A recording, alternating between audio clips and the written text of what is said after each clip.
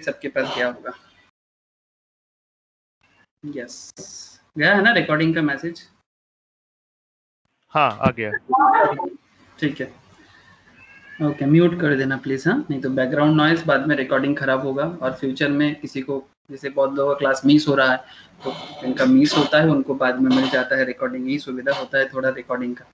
Okay, तो first of all आज mainly discussions क्या करना है कि जैसे कि ये सैटरडे वाला जो क्लास है इसमें मेन फोकस तो बेसिक है, बट एक है बेसिक में जो एक रेगुलर स्टडी होता है कि भाई बेसिक ऑफ स्टॉक मार्केट में क्या रेगुलर डिस्कशंस है। तो आज बेसिक ऑफ स्टॉक मार्केट में रेगुलर डिस्कशंस में मैं सोचा कि कुछ 5 तरह का 5 टाइप्स ऑफ कॉर्पोरेट एक्शंस होता है जो इकोनॉमी में बहुत फ्रिक्वेंटली होता है, बट किसी किसी टाइम पे हम लोग इसको देख भी नहीं पाते, हो जाता है, और उसके ऊपर डिपेंड करके स्टॉक मार्केट में फ्लक्चुएशन अप डाउन, ठीक है, अलग अलग चीजें होता है। हम लोग कभी कभी ग्राफ चार्ट देख के सोच समझते हैं, फ्यूचर देखते हैं, ठीक है, पास्ट देखते हैं, लेकिन इसके पीछे कभी कभी नहीं, मतलब 70 to 80% केस में रीजन भी होता है। तो ये जो 5 कॉर्पोरेट एक्शंस जो स्टॉक मार्केट में फ्लक्चुएशंस का, वोलेटिलिटी का काम करता है, अप डाउन जो भी होता है मार्केट में, कभी ग्रीन कभी रेड, जो भी होता है, इसके पीछे रीजन क्या है, ये 5 कॉर्पोरेट एक्शंस में बात करना है। इसमें फर्स्ट स्टेज, 2 स्टेज में क्लास है, थोड़ा लेंदी क्लास होता है कि फर्स्ट स्टेज में 5 corporate actions and second stage में हम लोग डिस्कस करेंगे। आज आईटीसी का दिन है, मैंने सोचा कि आईटीसी एक बहुत इमोशंस का जगह है सबके लिए, क्योंकि स्पेशली बंगाली पीपल एंड क्योंकि कंपनी कोलकाता का है, तो आईटीसी को लेके एक इमोशन सबके मन में है, specially in our Bengal, all over India में भी है। तो आईटीसी का केस स्टडीज करेंगे। मैंने सोचा कि आईटीसी को लेके एक बार करना चाहिए, कि बहुत लोगों के मन में चलता है कि आईटीसी अच्छा स्टॉक है, ले लेना चाहिए, फ्यूचर में अच्छा करेगा वगैरह वगैरह, लेकिन क्या है आईटीसी में, क्या चल रहा है, क्या सोच रहा है आईटीसी, उसके रिगार्डिंग कुछ केस स्टडीज सेकेंड स्टेज में होगा। तो case studies second stage, before that 5 corporate actions जो मुझे आपको आज स्टार्ट करके बताना है। ओके, आई होप समझ में आया कि कंटेंट क्या है। तो मैं स्क्रीन शेयर कर लेता हूं आप लोगों से।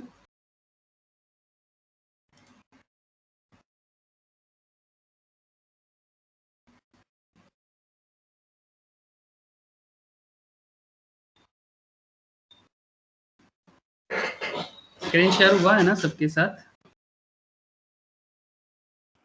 हाँ, सबको स्क्रीन शेयर हो रहा है? ओके, ठीक है।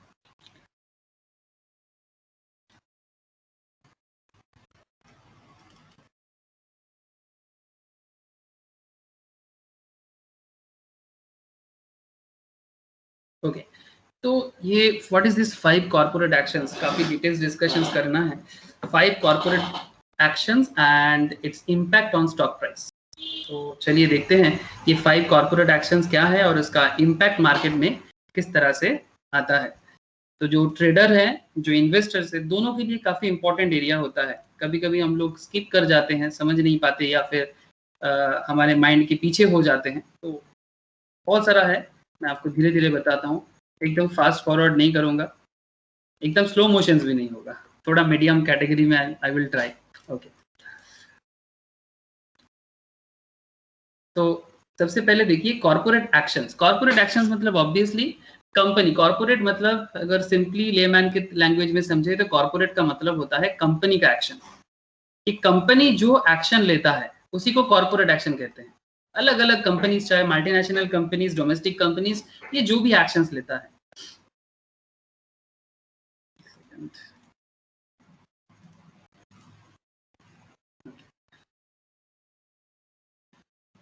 तो corporate actions are initiative taken up by the corporate entity that bringing change into its stock.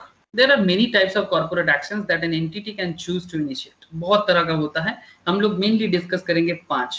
A good understanding of these corporate actions gives a clear picture of the company's financial health. Seriously, company का financial health मतलब ये kind of, ये जो बात आज कर रहे हैं ना, ये फंडामेंटल बात है सर।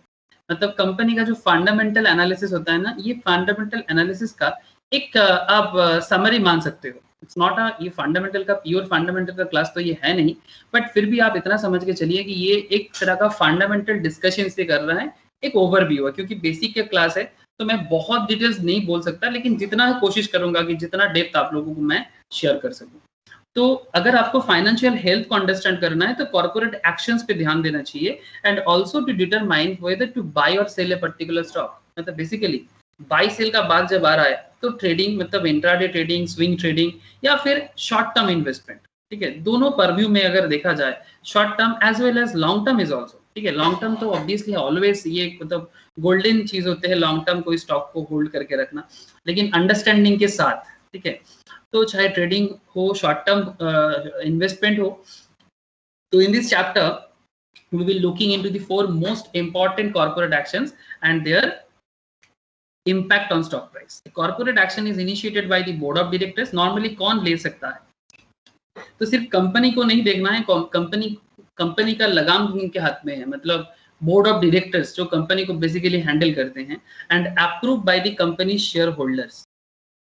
मतलब बोर्ड ऑफ डायरेक्टर्स क्या कह रहा है एंड उसके बारे में शेयर होल्डर स्पेशली मीटिंग में डिसाइड होता है, जनरल मीटिंग में डिसाइड होता है। हर साल कंपनी का जनरल मीटिंग मास्ट है, ये एज पर कंपनी लॉ होता है। जनरल मीटिंग में डिसीजंस लिया जाता है, और जनरल मीटिंग के डिसीजंस के बाद ये जो अलग अलग इनिशिएटिव कंपनी लेता है, तो हमें उसके बारे में हमेशा एक फॉलो अप रखना चाहिए कि भाई कंपनी जीएम में क्या डिस्कशंस कर रहा है।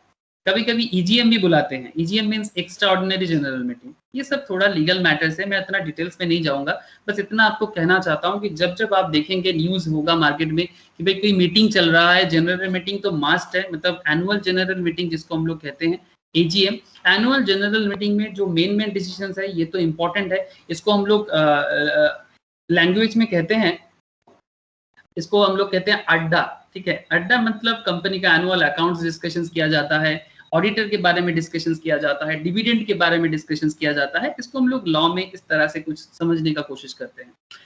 तो लेकिन ठीक है, अभी जनरल मीटिंग में कंपनी जो भी डिसीजंस लेते हैं इसका इफेक्ट आप लोगों को मैं फटाफट एक बार लेके चलता हूँ।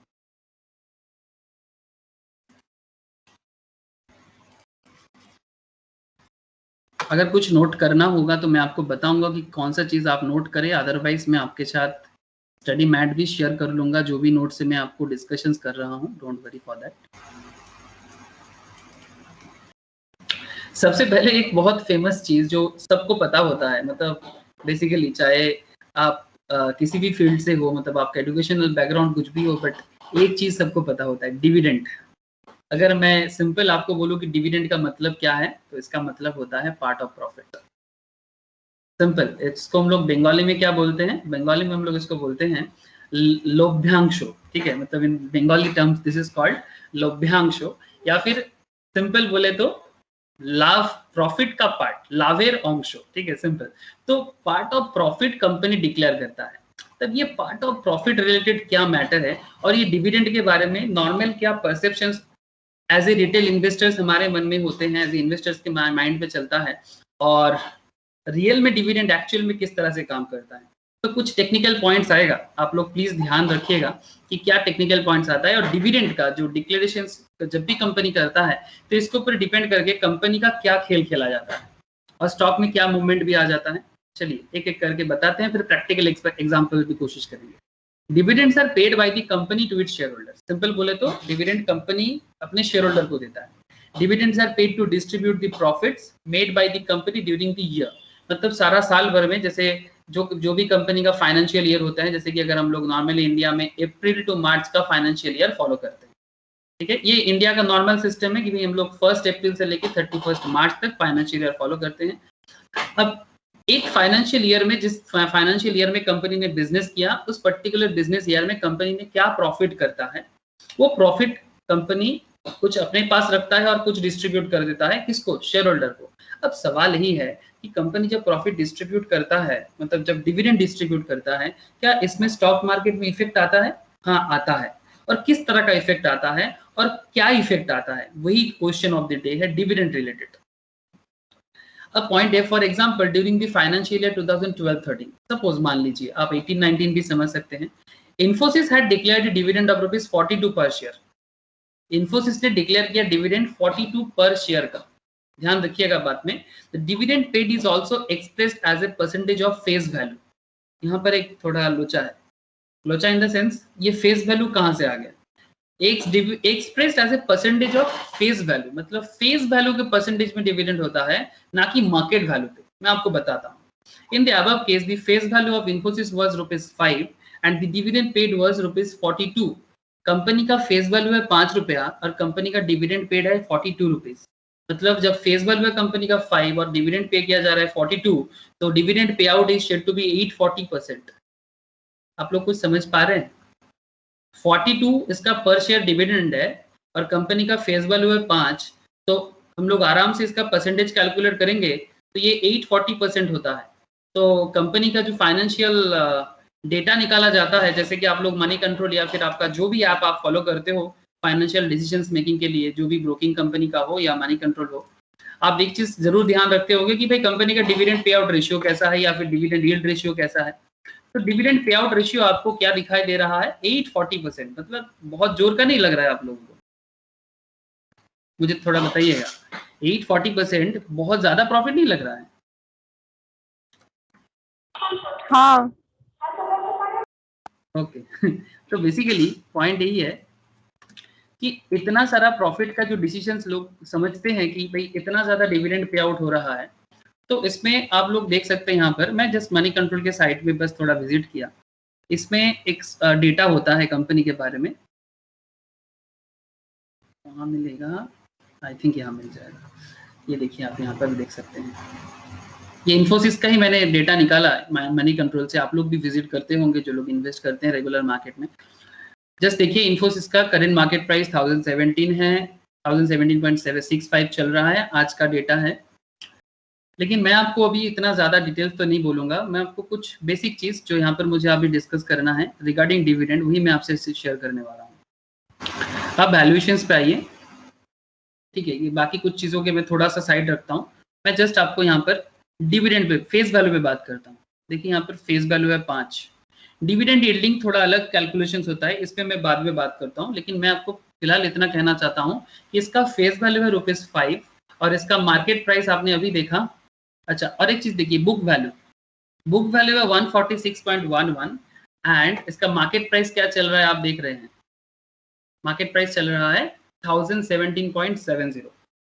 मतलब आपको डिफरेंस दिखा, अलग अलग डिफरेंस आपको शायद दिख रहा होगा। कंपनी ने डिविडेंड डिक्लेयर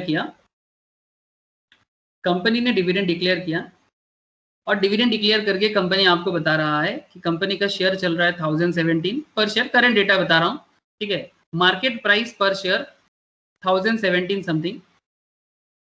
कंपनी का बुक वैल्यू आपको क्या बताया गया, करीब 146, सॉरी, कंपनी का बुक वैल्यू है करीब 146, market value 1017, book value 146, but company का फेस वैल्यू है ₹5 ओनली। और आपको मैं अभी करंट जो मैटर आपको मैं समझा रहा हूँ कि डिविडेंड है पर शेयर 42, मतलब जो जितना शेयर होल्ड करेगा पर शेयर होल्डिंग पे डिविडेंड 42 कंपनी ने डिक्लेयर किया। और डिविडेंड का परसेंटेज का कैलकुलेशन, मतलब कितना परसेंटेज डिविडेंड आपको मिल रहा है, परसेंटेज ऑफ डिविडेंड का कैलकुलेशन ऑलवेज फेस वैल्यू पे होता है, ना कि बुक वैल्यू पे होता है और ना ही मार्केट वैल्यू पे होता है। अब मे भी आपके मन में एक सवाल आ रहा है कि ये फेस वैल्यू क्या है, तो जिनको फेस वैल्यू का आइडिया नहीं है, मैं उनको 2 मिनट जरूर फेस वैल्यू के बारे में बताऊंगा कि फेस वैल्यू इतना ₹5 क्यों है, मे भी सवाल आ रहा है। तो ये फेस वैल्यू को मैं आपको 2 मिनट में बताता हूँ कि फेस वैल्यू क्या है। सिंपल कहानी है, ज़्यादा बड़ा कहानी नहीं है। फेस वैल्यू डिटर्मिनेशन, इसका बहुत यूज है मार्केट में। मतलब नहीं तो क्या हो ना, बहुत केस में हम लोग ना गलत मतलब may be wrong perception create हो सकता है। तो ताकि परसेप्शन रॉन्ग ना क्रिएट हो, तो मैंने सोचा कि आपको फेस वैल्यू के बारे में 2-4 बात बता देता हूँ। एकदम रियल मैटर है। मैंने एक स्टोरी है, मेरा पूरा स्टोरी आपके साथ मैं बाद में शेयर करता हूँ। फिलहाल मैं आपको बस इतना बताना चाहूंगा कि भाई ये फेस वैल्यू का स्टोरी क्या है। ये एक टिपिकल एंटरप्रेन्योर का कहानी है। एज ए टिपिकल एंटरप्रेन्योर, मतलब कोई भी एंटरप्रेन्योर जब फर्स्ट टाइम बिजनेस एस्टैब्लिश करता है, वो टिपिकल प्रॉब्लम भी फेस करता है। और एक एंटरप्रेन्योर मतलब ऑब्वियसली आप समझ पा रहे हैं, एंटरप्रेन्योर मतलब जो रिस्क टेकर, जो रिस्क उठा के बिजनेस करते हैं और कोई इनोवेटिव आइडिया लेके मार्केट में अपना बिजनेस को एस्टैब्लिश करना चाहता है। और ऑलवेज एक टिपिकल एंटरप्रेन्योर का प्रॉब्लम यही होता है कि भाई हमको कैपिटल कहाँ से मिलेगा, तो where would he get the money to fund the idea. तो हमारा जो करेंट आइडिया है, ये एक organic cotton T shirt company है। मैं आपको बहुत दूर का कहानी नहीं बताऊंगा, सिर्फ फेस वैल्यू समझाने तक का कहानी बताऊंगा, ऐसे ये कहानी बहुत लंबा है। तो ऑर्गेनिक कॉटन टी शर्ट, ये क्या कंपनी है? ये एक तरह का ऐसा कंपनी मेरे मन में आ रहा था, ऑर्गेनिक कॉटन टी शर्ट, जो कंपनी जैसे हम लोग नॉर्मली जो टी शर्ट्स वगैरह यूज करते हैं, ये सब T shirts normally chemical colour से होता है, that is not good for skin. तो जैसे आजकल मतलब होली के टाइम पे, होली मतलब जो मतलब कलर का जो त्योहार होता है अपने इंडिया में, तो उसमें जो कलर यूज किया जाता है उसमें आजकल ऑर्गेनिक कलर निकला है, ठीक है, जादवपुर में बनाया जाता है, शांति निकेतन में बनाया जाता है कि ऑर्गेनिक कलर। तो इसी तरह से एक ऑर्गेनिक कॉटन टी शर्ट्स, जो टी शर्ट्स का कलर ऑर्गेनिक होगा, ऐसा एक कॉन्सेप्ट के साथ। तो ठीक है, ये कहानी में नहीं जाते, मेन कहानी पे आते हैं। हाँ हेलो, बोलिए। हेलो, কেউ কিছু বলছে? হ্যালো, নীলাঞ্জন কিছু বলছো নাকি? না না না। ओ ओके, ठीक। तो basically organic cotton T shirt company का एक सिंपल कहानी मैं आपके साथ 2 मिनट बताऊंगा कि organic cotton T shirt company क्या है। इसको ये फर्स्ट टाइम आप एक इनोवेटिव बिजनेस आइडिया लेके आ रहे हो, तो आपको कैपिटल चाहिए। मतलब आपको मैं क्या कहानी बता रहा हूँ, ऑर्गेनिक कॉटन टी शर्ट तो बस एक नाम है, आपको मैं बेसिकली फेस वैल्यू का कहानी बता रहा हूँ कि कंपनी अपना फेस वैल्यू 5 करेगा या 10 करेगा, ये कैसे डिटरमाइन किया जाता है, और उसके ऊपर बेस करके आपका डिविडेंड का परसेंटेज जो आपको गुमराह भी कर सकता है। 840% डिविडेंड, मतलब आपको लगेगा कि भाई कंपनी तो बड़ा खेल खेल रहा है, 840%, तो मे बी आपका रॉन्ग परसेप्शन ना हो as a trader, as a investors. That's why ये ऑर्गेनिक कॉटन टी शर्ट का कहानी। तो इसमें आपका कहानी का जो मेन है कि आपको आइडिया में फांड कौन करेगा, सिंपल बात है, फांड कौन करेगा। तो जो आप पे आंख बंद करके आप पे भरोसा करता है ना, उसको कहते हैं एंजल इन्वेस्टर्स। तो कहीं ना कहीं जो मेहनत करता है, बिजनेस करना चाहता है ना, जो सीरियसली, ये एक नॉर्मल कैरेक्टरिस्टिक है। If you really want to build a business और आपके पास फंड सच में कभी नहीं होता, मतलब आज तक जो दुनिया में कहानी बना है, जो भी मतलब बिग बिग बिजनेसमैन का, हर बिजनेसमैन का कहानी में अगर आप एक कॉमन कहानी देख लो ना, कि उनके पास कभी फंड नहीं था लेकिन फिर भी फंड आ गया। तो बेसिकली इनको एंजल के साथ कंपेयर किया जाता है कि भाई कोई परियों का मतलब परी आके उनको पैसा देके गया। तो जो भी हो, चाहे वो एंजल आपका पापा हो सकता है, आपका दोस्त हो सकता है, एनीबॉडी कैन। तो एंजल इन्वेस्टर की तरफ से ये organic cotton T shirt company को कुछ पैसा मिला, और कुछ पैसा वो प्रोमोटर, मतलब जो बिजनेस को प्रमोट कर रहा है, वो भी थोड़ा बहुत पेमेंट किया, मतलब अपने से भी कुछ पेमेंट किया। तो जो भी हो, कुल मिला के उसको 5 करोड़ का फंड मिला। बिजनेस करने निकला है, अच्छा आइडिया है, तो कोई ना कोई अच्छा इन्वेस्टर्स मिल गया है एंजल टाइप में, ठीक है। मैं यहाँ पर कुछ चीजें स्किप कर रहा हूँ, like venture capitalist, private equity firm, ये सब भी आता है, मैं इसको थोड़ा करेंटली स्किप कर रहा हूँ। Venture capitalist, private equity firm, ये सबको मैं थोड़ा आउट ऑफ मतलब डिस्कशंस रखता हूँ। एंजल इन्वेस्टर जो है हमारा, वो हमें और मेरे खुद से, मतलब सपोज यू, ठीक है, मतलब आप खुद बना रहे हो, आप खुद समझो तो आपको ज्यादा अच्छा लगेगा। तो प्रोमोटर एंजल इन्वेस्टर्स कुल मिला के 5 करोड़ का कैपिटल जुगाड़ किया। ये 5 करोड़ कैपिटल को क्या कहते हैं जानते हैं? इसी को कहता है, जिस 5 करोड़ से आप अपना बिजनेस स्टार्ट कर रहे हो ना, this is called the initial share capital of the company. इसी को कहता है कंपनी का इनिशियल शेयर कैपिटल। अब ये जो हम लोग बोलते हैं ना, शेयर कैपिटल, स्टॉक मार्केट में इन्वेस्ट करते हैं तो कहाँ इन्वेस्ट करते हैं? एक्चुअली कंपनी कैपिटल से बिजनेस कर रहा है और हम भी कंपनी के बिजनेस पे और कैपिटल दे रहा है। तो जो कैपिटल से company, initial share capital of the company जो होता है, वो कंपनी का जो एंजल और प्रोमोटर मिलके बेसिकली बिजनेस में स्टार्ट करता है। अब आगे का खेल क्या होता है, मैं आपको बस 2 मिनट में बताता हूँ कि जैसे ही कंपनी ने इनिशियल शेयर कैपिटल जुगाड़ कर लिया, तो ये कंपनी का ऑथराइज कैपिटल भी होता है। मतलब कंपनी अगर मार्केट से बाद, मतलब जो भी पैसा कंपनी के पास करेंटली है, वही कंपनी का ऑथराइज कैपिटल भी है। The only asset that company has at this stage, मतलब एकदम इनिशियल स्टेज में कंपनी के पास जो भी होता है कैश में 5 करोड़ का, उसको क्या कहेंगे? The value of the company is 5 crore only. मतलब हम लोग सोचते हैं ना कंपनी का वैल्यूएशन के बारे में, तो वही वैल्यूएशन का इनिशियल स्टेज होता है। बाद में वैल्यूएशंस बढ़ता भी है, उसके ऊपर मेरा आईपीओ या मतलब वैल्यूएशंस बढ़ने का दूसरा क्लास है, मैं आपको शेयर करूंगा कि कैसे कंपनी अपना वैल्यूएशंस को ग्रो करता है। कोई ऐसा नहीं कि एकदम मैजिक से नहीं हो जाता, थोड़ा बिजनेस मैजिक जरूर है, बट एक्चुअली कैसे होता है इसके ऊपर जिन्होंने नहीं किया और जिन्होंने किया है उनको पता चल रहा है। Issuing share is quite simple, share issue करना बहुत सिंपल होता है। The company assume that each share is worth ₹10। Company assumptions कर लेता है ये ईच शेयर वर्थ ₹10 है, मतलब एक शेयर का दाम 10 रुपया होगा, ये कौन बताता है? This is simple standard practice और कुछ नहीं। जैसे रास्ते में चलने के टाइम पे इंडिया में लेफ्ट साइड होके चलते हैं, अगर आप फॉरेन में जाओगे तो राइट साइड होके चलते हो। यहाँ पर ड्राइवर राइट साइड पे बैठते हैं लेकिन गाड़ी लेफ्ट होके चलाते हैं। फॉरेन में ड्राइवर लेफ्ट पे बैठते हैं, गाड़ी राइट से चलाते हैं। आई होप यू अंडरस्टैंड। तो बेसिकली ये कुछ चीजें ना प्रैक्टिस होता है, तो ये अकाउंटिंग सिस्टम में बेसिकली फॉलो होता है। हम लोग जब अकाउंटिंग सिस्टम इसको मेंटेन करते हैं ना, तो ये तभी से हम लोग मेनली इसको सीखते हैं कि जब भी कोई चार्टर्ड अकाउंटेंट इसको मेंटेन करता है, कॉस्ट अकाउंटेंट मेंटेन करता है, तो उनको उसको बेसिक रूल है कि भाई शेयर का दाम आप सिंपल 10 रुपया मान के चलो, स्टैंडर्ड प्रैक्टिस है कि भाई इसका इतना ही दाम मिनिमम एक वैल्यूएशन करना है। तो share is worth ₹10 and because there is ₹5 crore as share capital, तो आपके पास शेयर कैपिटल कितना है, 5 करोड़ का कैपिटल है आपके पास, तो there have to be 50 lakh shares. मतलब किस तरह से कैलकुलेशन हुआ, 5 करोड़ शेयर को जब आप 10 रुपया पर वैल्यू शेयर पे डिवाइड करते हो, तो आपके पास कितना शेयर है, यही शेयर जो है जो कंपनी बेसिकली मार्केट में डिस्ट्रीब्यूट कर सकता है, 50 लाख शेयर है, और यही शेयर कंपनी मार्केट में डिस्ट्रीब्यूट कर सकता है। तो ये जो 50 lakh shares with each share worth ₹10, in this context ₹10 is called the face value. The face value could be any number, 5 रुपया भी हो सकता है, जैसे इन्फोसिस के केस में हम लोग करेंट मार्केट में भी देखा, अभी इन्फोसिस का फेस वैल्यू आप लोगों ने अभी देखा होगा, आई होप याद होगा आपको, मैं फिर से आपको एक बार कनेक्ट करा रहा हूं। ये देखिए इन्फोसिस का फेस वैल्यू 5 है करेंटली। तो ये क्यों है, इसके पीछे का कहानी मैं आपको बता रहा हूँ कि इन्फोसिस अपना फेस वैल्यू 5 ही क्यों रख रहा है, 10 क्यों नहीं, 10 भी रख सकता था, कोई उसको रोक के नहीं रख रहा था, ठीक है, इवन 1 भी रख सकता है, इवन 1 भी रख सकता है अगर उसको लगता है तो, ठीक है। ये बेसिकली डिपेंड करता है कि आपका बिजनेस मॉडल कैसा है, आप किस तरह से बिजनेस मॉडल को हैंडल करना चाहते हो, वैराइटीज ऑफ रीजंस होता है, ठीक है, किस तरह से आप अपने इन्वेस्टर्स को अट्रैक्ट करना चाहोगे, कुछ ये सब रीजंस होता है। तो अल्टीमेटली आपने ये चीज देख लिया, in this context ₹10 is called the face value of share, the face value could be any number, 5 then the number of share would be, अगर ये 5 हो जाता तो आप 5 करोड़ को डिवाइड कर देते किससे, 5 से, तो आपके पास शेयर कितना होता, 1 करोड़ शेयर होता, यही आप डिस्ट्रीब्यूट कर सकते थे मार्केट में, यही आप मार्केट में डिस्ट्रीब्यूट कर सकते थे।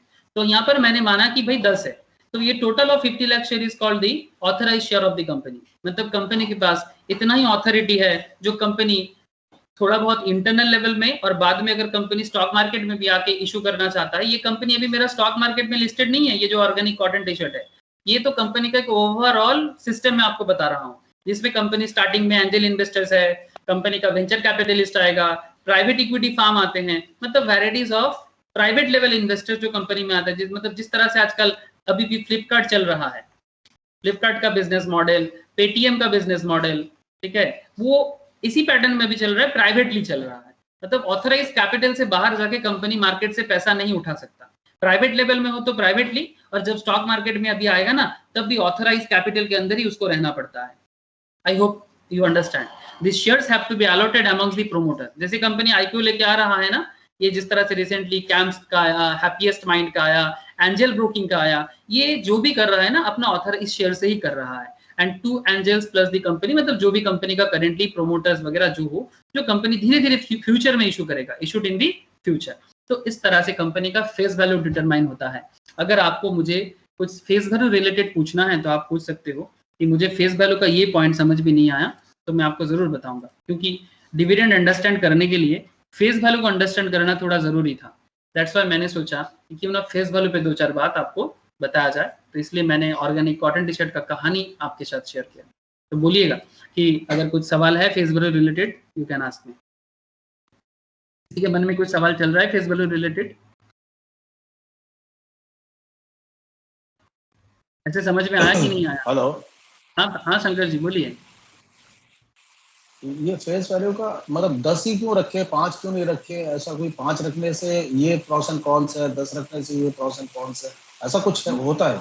नहीं शंकर जी, ऐसा कुछ नहीं होता। स्टैंडर्ड 10 है। आप कभी देखिए ये देखोगे कि 20 कभी नहीं देखोगे आप मैक्सिमम कंपनीज का जब आप मनी कंट्रोल में जाके आप थोड़ा सर्वे कीजिएगा, ठीक है, आपके मतलब जो भी आपका नॉर्मल टाइम में आप सर्वे कीजिएगा, थोड़ा सा आप थोड़ा देखिएगा कि कंपनी फेस वैल्यू आपको मैक्सिमम टाइम पे 10 दिखेगा, मैक्सिमम टाइम। सुबह आई थिंक सुबह ने इस मैटर में थोड़ा रिसर्च वगैरह किया है। सुबह तूने क्या देखा, बता मुझे थोड़ा।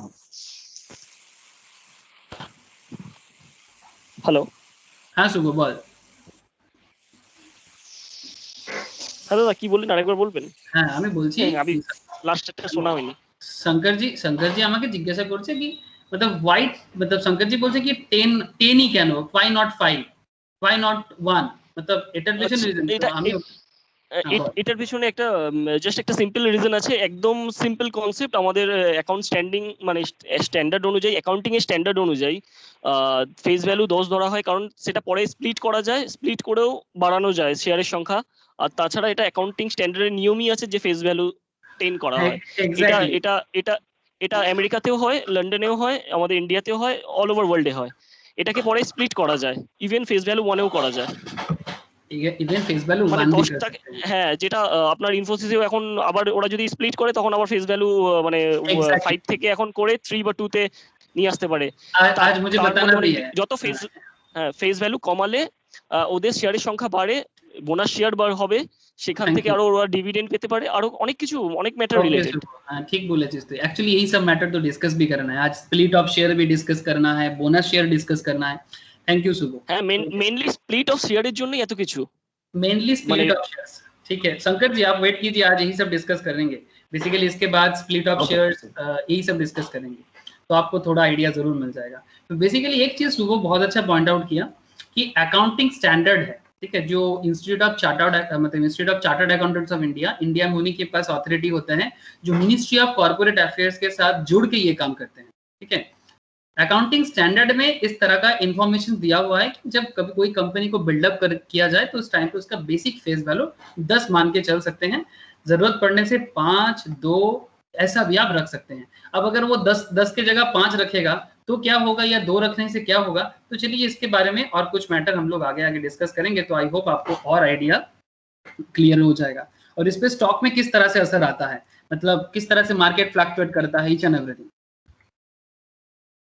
ओके तो ये I think face value clear है फेस वैल्यू का कॉन्सेप्ट क्लियर है मुझे इतना मैं समझ रहा हूँ बाकी मैं डिविडेंड के बारे में जो 840% का कहानी आपको बताया था कि जिस तरह से 42 का डिविडेंड पर शेयर डिक्लेयर किया और कंपनी का फेस वैल्यू है 5 ठीक है तो कंपनी का डिविडेंड पे आउट रेशियो दिख रहा है 840%। ये एक फाइनेंशियल डेटा है जो ट्रेडर को काफी अट्रैक्ट करता है trader as well as investor it is not mandatory to pay out the dividend every year जरूरी नहीं कि डिविडेंड हर साल पे किया जाए if company feels that instead of paying dividend to shareholder they are better off utilizing the same cash to fund new project for a better future they can do so अगर company को लगता है ये बात मैं आपको बता दूं कि ये शेयर होल्डर का मतलब होता है इक्विटी शेयर होल्डर ठीक है कंपनी में जो लोग इन्वेस्ट करते हैं कंपनी में जो भी लोग इन्वेस्ट करते हैं तो इन्वेस्टमेंट करने के पीछे जो जो अलग अलग लोग कंपनी में इन्वेस्टमेंट कर सकते हैं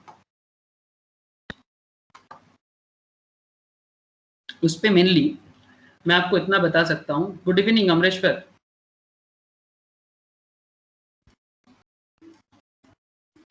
good evening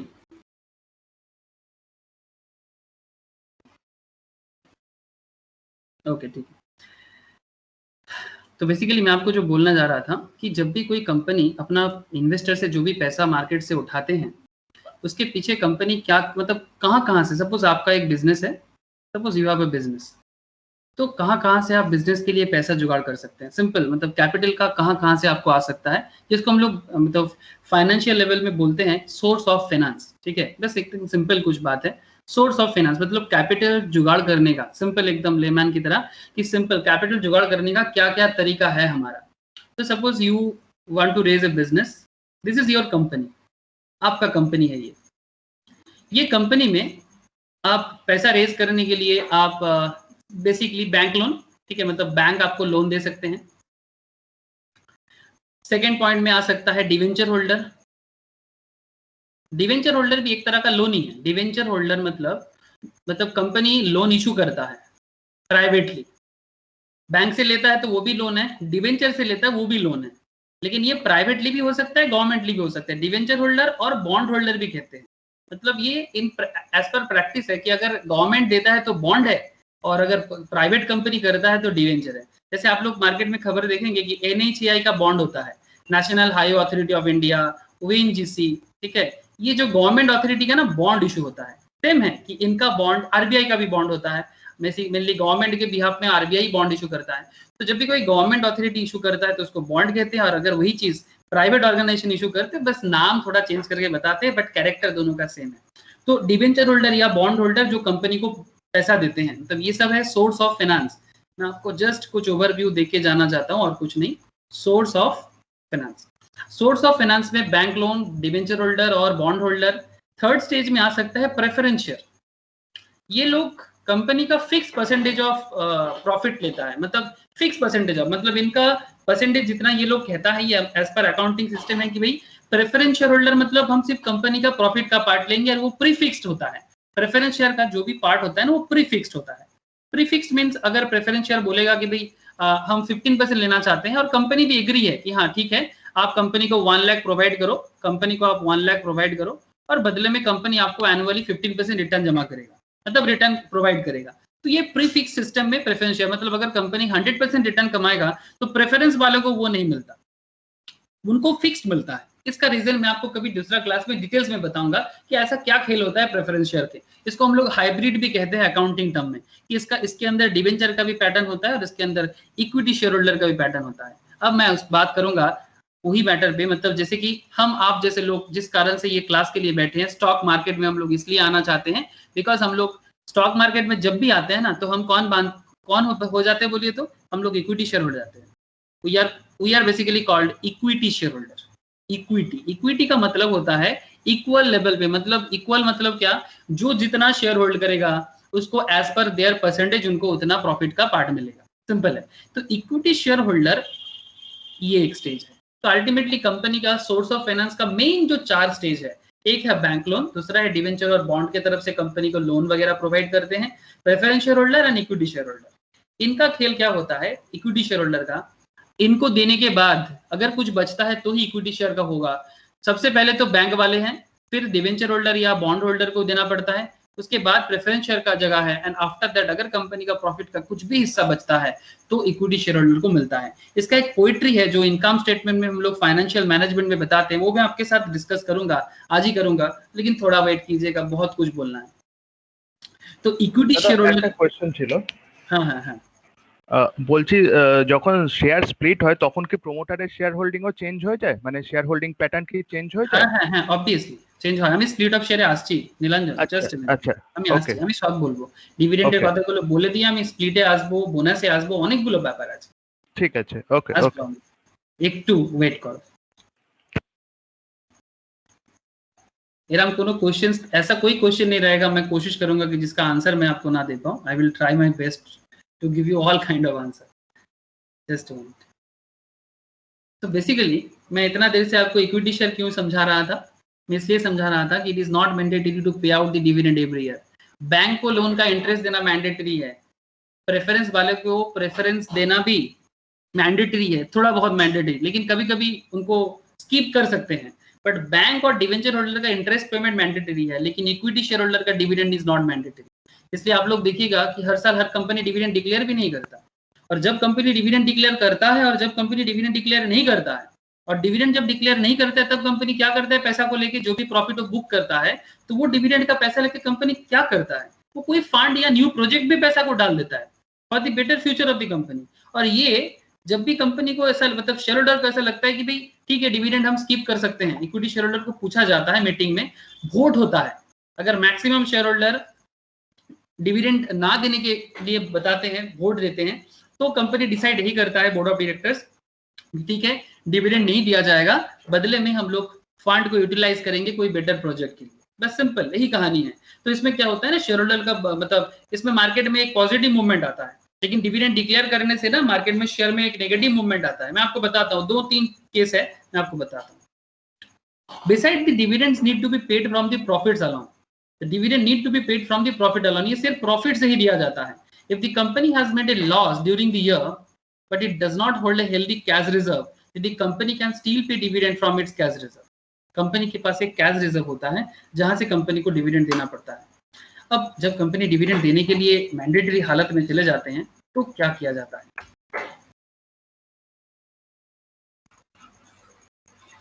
sometime distributing the dividend may be the best way forward for the company. कभी कभी डिविडेंड डिस्ट्रीब्यूट करना एक बेस्ट वे फॉरवर्ड होता है। when the growth opportunities of the company have exhausted and the company holds excess cash। आप बात समझ पा रहे हैं? आज मुझे आईटीसी के डिस्कशन करना है, उसमें आपको ये पॉइंट काफी कनेक्टेड लगेगा, seriously I am not joking, थोड़ा वेट कीजिएगा, आईटीसी समझेंगे ना और क्लैरिटी आएगा। it would make sense for the company to reward its shareholder, thereby repaying the trust of the shareholder hold in the company. मतलब अगर company के पास और कोई प्रोजेक्ट नहीं मिल रहा है, क्या करे पैसा को लेके समझ में नहीं आ रहा है, रिजर्व बड़ा बड़ा है, ठीक है, तो कंपनी अपना शेयर होल्डर का मोटिवेशन पाने के लिए, ताकि कोई सेल करके निकल ना जाए, तो कंपनी डिविडेंड डिस्ट्रीब्यूट कर देता है।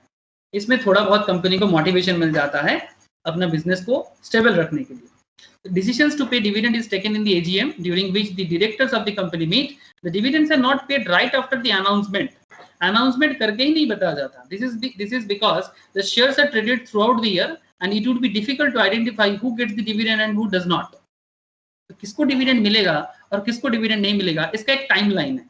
The following timeline would help you understand the dividend cycle. ये आप एक बार देख लो कि जब कंपनी का डिविडेंड से आपको इनकम करना है, तो वहां पर एक खेल आपको देखना चाहिए कि भाई किस टाइम पे कंपनी डिविडेंड डिक्लेयर करने से आपको पेमेंट मिलेगा, मतलब आपको कब डिविडेंड का पैसा मिलेगा और कब आपको डिविडेंड का पैसा नहीं मिलेगा। ऐसे तो नॉर्मली चार्टर्ड में डिविडेंड डिस्ट्रीब्यूशन के ऊपर एक चैप्टर होता है जब हम लोग सीए वाले को पढ़ाते हैं, अदरवाइज सेम थिंग है। डिविडेंड डिक्लेरेशन डेट एक होता है एक्स डेट, एक होता है रिकॉर्ड डेट, एक होता है डिविडेंड पे आउट डेट। तो डिविडेंड डिक्लेरेशन डेट मतलब this is the date on which the AGM takes place of the company and the board approves it the dividend issue. Board dividend issue का approve करता है। एक होता है record date, this is the date on which the company decide to review the share holder registered to list down और eligible share holder for the dividend. Record में ये record किया जाता है भाई कि कौन सा शेयर होल्डर है जो डिविडेंड पाने के लिए एलिजिबल है। Usually the time difference between the dividend declaration date and record date is at least 30 days। Please इसको थोड़ा ध्यान रखिएगा, it's very important for all of you, because AGM में डिसीजंस क्या हो रहा है उसके ऊपर आपका ट्रेडिंग टेक्निक इंपॉर्टेंट करता है, और जिसमें ये 30 days आपके लिए इंपॉर्टेंट एक एरिया है, तो इस पे थोड़ा जरूर ध्यान रखिएगा।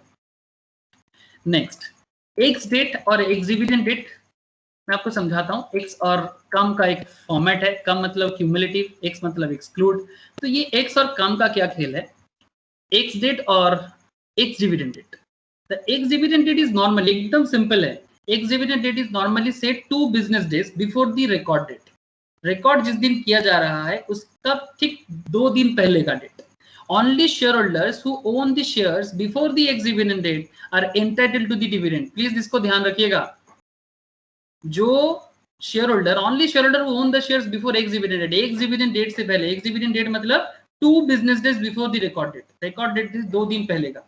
जो share holder ex dividend date में कंपनी का शेयर होल्डर है, डिविडेंड सिर्फ उसी को मिलता है। This is because in India the normal settlement system है T+2, ठीक है, मतलब ट्रेडिंग डे प्लस और 2 दिन, जिस दिन ट्रेड हो रहा है उसके बाद और 2 दिन का डेटा 2 दिन किया जाता है। इसको सेटलमेंट प्रोसेस में नॉर्मली हम लोग बताते हैं। सेटलमेंट में मैं आपको और डिटेल्स बताऊंगा कि सेटलमेंट में क्या होता है, लेकिन फिलहाल डिविडेंड में फोकस करते हैं। तो T+2 बेसिस मतलब एक दिन ट्रेडिंग होता है और बाकी 2 दिन सेटलमेंट का काम होता है। तो so for all practical purpose if you want to be entitled for dividend you need to ensure you buy the shares before the ex dividend date. ये आपको थोड़ा ध्यान रखना पड़ेगा अगर आपको डिविडेंड चाहिए। डिविडेंड पे आउट डेट क्या है, this is the day on which the dividends are paid out to share holder listed in the register of the company. And cum dividend मतलब cumulative dividend, the shares are said to be cum dividend till the ex dividend date. जब तक x dividend date नहीं पहुंचता है तब तक कम dividend चलता है। एक सेकंड, अब ये कम डिविडेंड का कुछ आपको मैं बता दूं तो आपको कम डिविडेंड भी क्लियर हो जाएगा। ये कम डिविडेंड या क्यूमुलेटिव डिविडेंड एग्जैक्टली क्या काम करता है।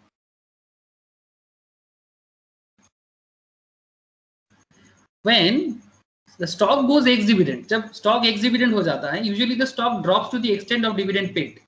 स्टॉक ड्रॉप कर जाता है बिकॉज डिविडेंड पे होने से, आप एक सिंपल लॉजिक लगाइए, डिविडेंड हो रहा, डिविडेंड जब कंपनी देता है, सपोज एक कंपनी है जिसका 100 करोड़ का प्रॉफिट हुआ है, कंपनी ने सोचा कि 100 करोड़ का प्रॉफिट में से 20 करोड़ डिस्ट्रीब्यूट करते हैं जितना शेयर होल्डर है उनके अंदर, ठीक है। तो ये जो 20 करोड़ को डिस्ट्रीब्यूट किया जाएगा, ये एज ए डिविडेंड डिस्ट्रीब्यूट किया जाएगा, एज ए डिविडेंड डिस्ट्रीब्यूट किया जाएगा।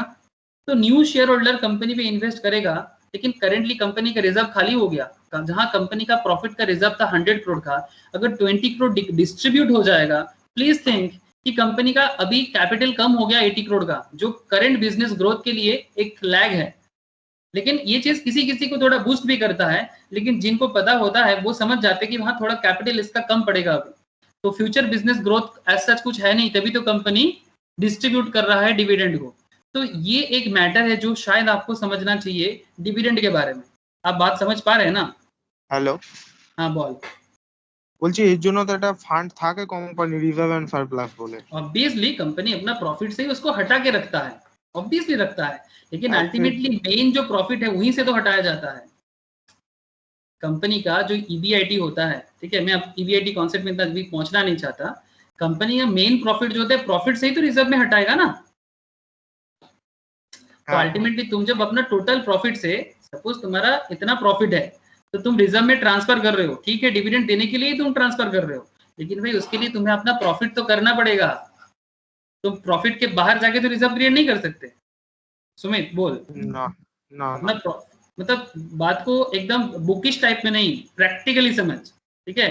बुकिश में हम लोग रिजर्व क्रिएट करते हैं, वहां से डिविडेंड देते हैं, it's very easy to understand कि ये कंपनी का टोटल प्रॉफिट होता है, कंपनी वहां से एक अलग रखता है जहां रिजर्व रखता है, जो कंपनी डिविडेंड देने के लिए यूज करता है, ठीक है, समझ रहे हैं। लेकिन ये प्रॉफिट से ही तो रिजर्व क्रिएट किया जाता है। तो ऑब्वियसली जब कंपनी रिजर्व खाली करेगा तो फिर से प्रॉफिट से रिजर्व को फिर से भरना पड़ेगा कि नहीं पड़ेगा? बताना प्लीज, मेरा ड्राइंग उतना अच्छा नहीं है, हाँ हाँ ओनली फॉर योर हाँ अंडरस्टैंडिंग।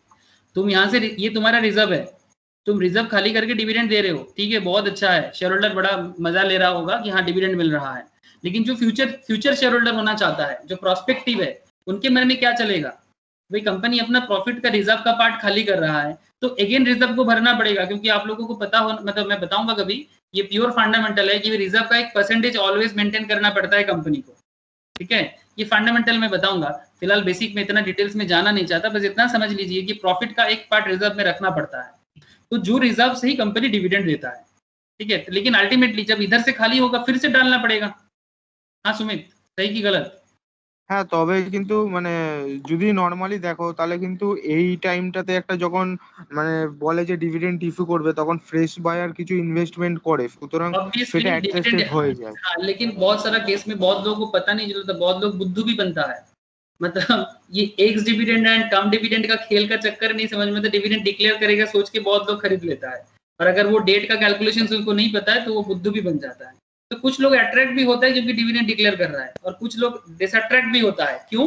क्योंकि उसको लगता है कि कंपनी का फ्यूचर ग्रोथ ऐसा कुछ लगता नहीं है, जो लोग लॉन्ग टर्म व्यू में सोचता है। यहाँ पर दोनों তবে पर्सपेक्टिव है। তবে हाँ, এমনও হয় যে যারা অনেকে এক্সিট করে চলে গেছে, যেমন আমি একটা স্টকে এক্সিট করে চলে গেছিলাম, টাইমের মধ্যে পড়ে গেছিলাম, আমি ডিভিডেন্ড পেয়ে গেছি। Very good. तो ये तेरा एक अच्छा कैलकुलेशन था, मे बी लक भी होगा तेरा लेकिन अल्टीमेटली बात समझ में आ रहा है ना। तो आगे देख, आगे और बहुत कुछ बोलना है।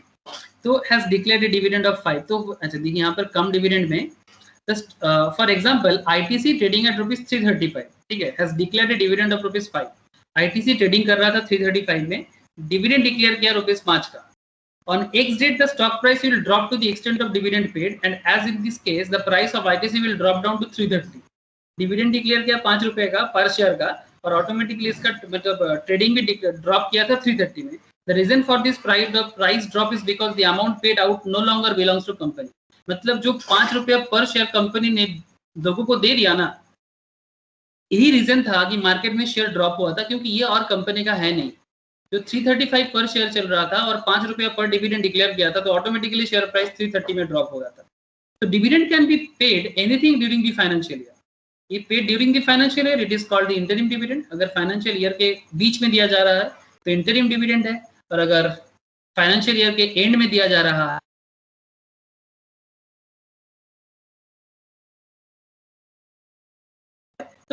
तो ध्यान रखिएगा, डिविडेंड 2 बार दिया जाता है, बीच में दिया जाता है उसको इंटरिम कहते हैं, और जो एंड में दिया जाता है उसको फाइनल कहते हैं।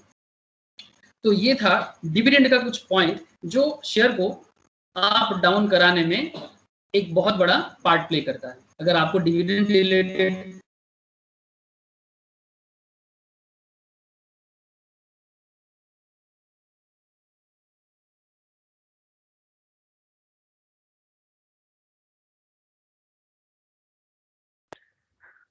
सर आवाज नहीं आ रही है।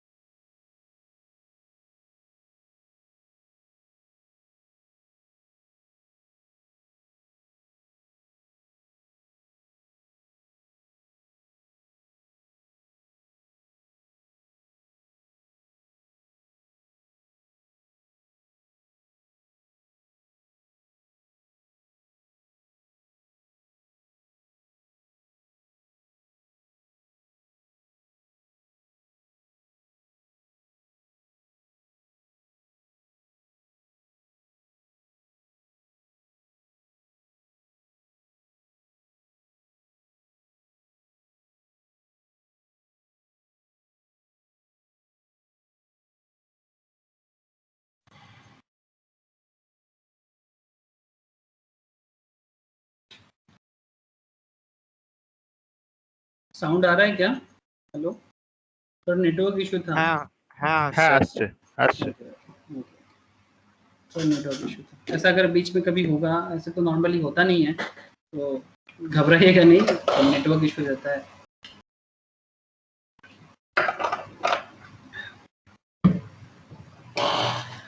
ओके,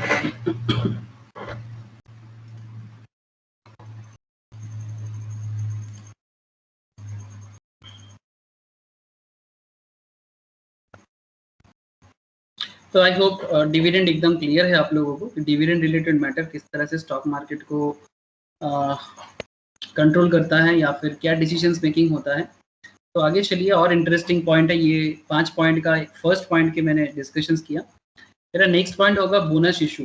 ठीक है, इस पे आपको एक गजब का चीज़ सीखने को मिलेगा, शायद आप चौंक जाएंगे कि बोनस इशू में जैसे कभी कंपनी शेयर बोनस देता है ना, तो जब भी आप ऐसे देखिएगा कि कंपनी बोनस इशू कर रहा है, तो आप पहले इसको ना अकाउंटिंग टर्म में सोचिएगा। सबसे पहले इसको ऑलवेज अकाउंटिंग टर्म में देखना है। तो चलिए, बोनस इशू में क्या अकाउंटिंग टर्म यूज होता है, मतलब किस तरह का अकाउंटिंग मैटर इसमें आ जाता है, और वो आपको क्या हेल्प करेगा और क्या सच में आपको हेल्प करेगा। मतलब बोनस इशू क्या शेयर को सच में बूस्ट करता है या फिर बूस्ट नहीं करता। तो चलिए देखते हैं बोनस इशू करने से क्या होता है। ये bonus issue is stock dividend, this is another type of dividend, लेकिन ये स्टॉक का डिविडेंड है। मतलब उसमें जैसे कि प्रॉफिट का पार्ट दिया गया था ना आपको, लास्ट वाला केस में डिविडेंड में आपको प्रॉफिट, पार्ट ऑफ प्रॉफिट मिला था। डिविडेंड में आपको पार्ट ऑफ प्रॉफिट मिला था, प्रॉफिट का पार्ट। बोनस के केस में आपको प्रॉफिट का पार्ट नहीं मिलता है, स्टॉक का पार्ट मिलता है, तो इसलिए इसको स्टॉक डिविडेंड भी कहा जाता है। प्लीज इसको ध्यान रखिएगा, बोनस का मतलब है स्टॉक डिविडेंड, मतलब शेयर का कुछ पार्ट आपको डिस्ट्रीब्यूट किया जाता है, allotted by the company to reward the share holders, share holder को रिवॉर्ड देने के लिए। The bonus share are issued out of the reserve of the company. These are free shares that shareholders receive against shares that they currently hold. जितना share वो अभी currently hold कर रहा है उसके बेसिस में ही उसको एक्स्ट्रा बोनस शेयर मिलता है। इसका कुछ रेशियो यूज किया जाता है, basic mathematical ratio. This allotment typically 1:1, 2:1, 3:1. If the ratio is 2:1 ratio, that means existing shareholder get 2 additional shares for every 1 share they hold. अगर आप एक शेयर होल्ड करके रख रहे हो तो बदले में आपको 2 शेयर मिलेगा। ऐसा कुछ दिन पहले ऐसा सेम चीज इन्फोसिस ने मेरे साथ किया। इन्फोसिस ने मेरे साथ कुछ किया, जैसे I think 6 months, hardly 6 to 8 months before ये इन्फोसिस ने ये चीज मेरे साथ किया, या फिर जो भी इन्फोसिस का शेयर होल्डर है उनके साथ ये घटना घटा था। तो अचानक से बहुत लोग थोड़ा चिंता में भी आ गया था, भाई हो क्या रहा है कि बोनस इशू कर रहा है, स्टॉक मार्केट स्टॉक स्प्लिट भी हुआ था इन्फोसिस का, रिलायंस के केस में भी ऐसा हुआ था। तो ऐसा केस में अल्टीमेटली आपको क्या करना है, आप देख लीजिए, फंडामेंटल देख लीजिए, तो आपको डिसीजन लेने में सुविधा होगा। If the ratio is 2:1 ratio, the existing shareholder get 2 additional shares for every 1 share they hold at no additional cost. मतलब एक शेयर के बदले में आपको जो 2 शेयर मिलेगा ना, इसके लिए आपको कोई खर्चा नहीं करना है।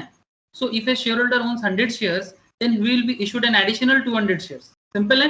अगर 2:1 है, मतलब अगर आप 100 शेयर होल्ड कर रहे थे तो अभी आप 200 शेयर होल्ड करेंगे, बिकॉज एक के बदले 2 तो 100 के बदले 200, so his total holding will become 300। पहले 100 था, अभी और 200 हो गया, तो अभी टोटल 300 हो गया। ये कैलकुलेशन किया है ना, 1:2, एक के बदले 2 तो मतलब टोटल 3, तो ऐसे ही 100 के बदले 200, that means total 300। So when the bonus share are issued, the number of share the shareholder will be increased, but the overall value of investment will remain the same. Please ध्यान दीजिएगा, shareholder holds the increase, but overall value of the investment will remain the same. और ऐसा होने से stock market में क्या हलचल होता है, ऐसा होने से स्टॉक मार्केट में क्या हलचल होता है, अगर आप बोनस समझेंगे तो आपको मैं स्प्लिट भी समझा सकता हूँ, बिकॉज बोनस और स्प्लिट दोनों हैंड टू हैंड आता है, दोनों हैंड टू हैंड आता है, बट दोनों में एक थीन लाइन है। लेकिन पहले मैं आपको बोनस बताऊंगा। तो बोनस का एक कैलकुलेशन का टेबल आप देखिए, बोनस इशू का टेबल देखिए, 1:1 शेयर हो रहा था, number of share before bonus आपके पास 100 शेयर था। प्लीज देखिएगा, कैलकुलेशंस बड़ा इंटरेस्टिंग है। Share price before bonus issue था 75, बोनस इशू करने से पहले शेयर का दाम था 75 करके, तो आपका इन्वेस्टमेंट का वैल्यू कितना है 7500, सिंपल मल्टीप्लाई कर दो 100 into 75 और कुछ नहीं। अब आप देखिए 1:1, तो अगर आप 100 शेयर होल्ड कर रहे थे तो अभी कितना होल्ड करेंगे, 200 शेयर होल्ड करोगे, क्योंकि 1:1 है, 100 के बदले और 100, 100 के बदले और 100, तो 200।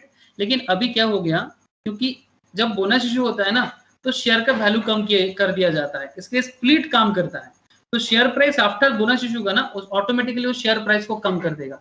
75 डायरेक्टली हाफ होके 37.5 हो जाता है।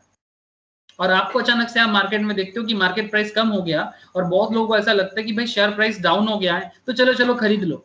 अरे भाई इसमें खरीदने वाला कोई बात ही नहीं था, ये तो जस्ट कंपनी ने रिटेल पार्टिसिपेंट्स को अट्रैक्ट करने के लिए जाल बिछाया।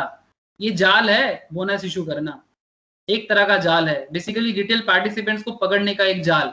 जैसे वो जो लोग पंछी पकड़ते हैं ना, उनके जाल में जिस तरह से फंसता है, बेद के जाल में जिस तरह से पंछी फंसता है, ये उसी तरह का एक जाल है जिसमें फंसता है रिटेल पार्टिसिपेंट्स।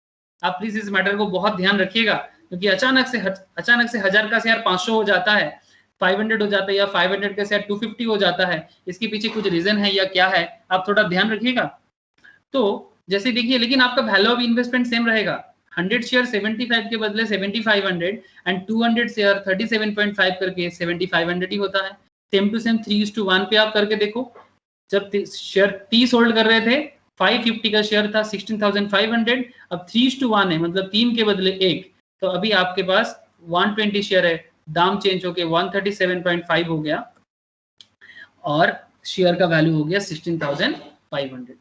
सिंपल है, मतलब 550 में इधर शेयर प्राइस कम किया गया है, मतलब शेयर प्राइस था, अब 3:1 के रेट में ये भी 550 से 137.5 हुआ है। ठीक जिस तरह से 75 आधा होके 37.5 हुआ है, ये भी 1/3 होके 137.5 हुआ है। सिंपल,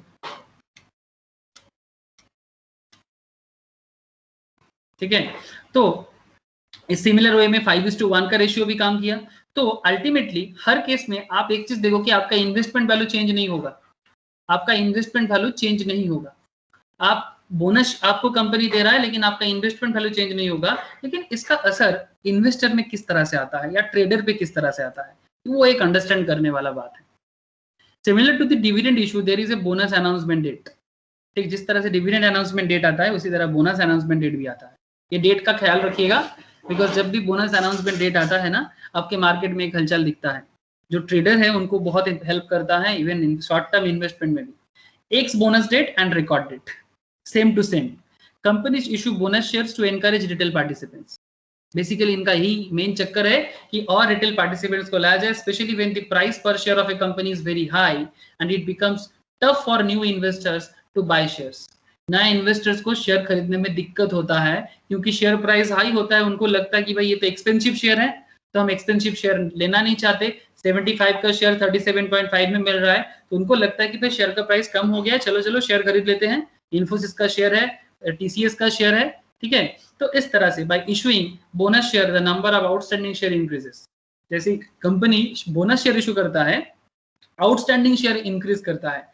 आपको बस आउटस्टैंडिंग का एक मतलब होता है, आप बस में इतना जान लीजिए, आउटस्टैंडिंग शेयर का मतलब यही होता है कि अगर कंपनी के पास बोनस इशू कर रहा है तो इतना देर से कंपनी के पास जो शेयर था, मतलब जो मार्केट में इशू करके कंपनी को पैसा मिलेगा। आउटस्टैंडिंग शेयर जिस कंपनी के पास जितने ज्यादा होता है, वो कंपनी उतना ज्यादा रीच होने का चांसेस है, ये आप समझ के चलिए।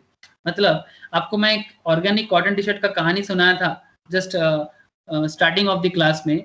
5 करोड़ का कैपिटल था कंपनी के पास, फेस वैल्यू था 10 का, तो तब कंपनी के पास 50 लाख शेयर था। क्या ये कहानी आपको याद है? 5 करोड़ का कैपिटल, 10 का शेयर, तो कंपनी का टोटल शेयर था 50 लाख का। अगर कंपनी ने अपना फेस वैल्यू कम कर रहा है तो 5 करोड़ का शेयर 5 करके 1 करोड़ हो रहा था। तो इससे पहले कंपनी के पास 50 लाख शेयर हो रहा था, तो अभी कंपनी के पास 1 करोड़ शेयर हो रहा है जो कंपनी के पास आउटस्टैंडिंग है। मतलब जितना ज्यादा शेयर आउटस्टैंडिंग बढ़ेगा उतना कंपनी मार्केट से पैसा इशू कर सकता है, बेसिकली मनी रेज कर सकता है। तो ये आउटस्टैंडिंग शेयर कितना ज्यादा हो सकता है, इसका एक हिसाब आपको हमेशा ख्याल रखना चाहिए। जिस कंपनी का आउटस्टैंडिंग कैपिटल शेयर जितना ज्यादा होता है, वो कंपनी का अथॉरिटी उतना ज्यादा होता है, वो मार्केट से पैसा इशू कर सकता है।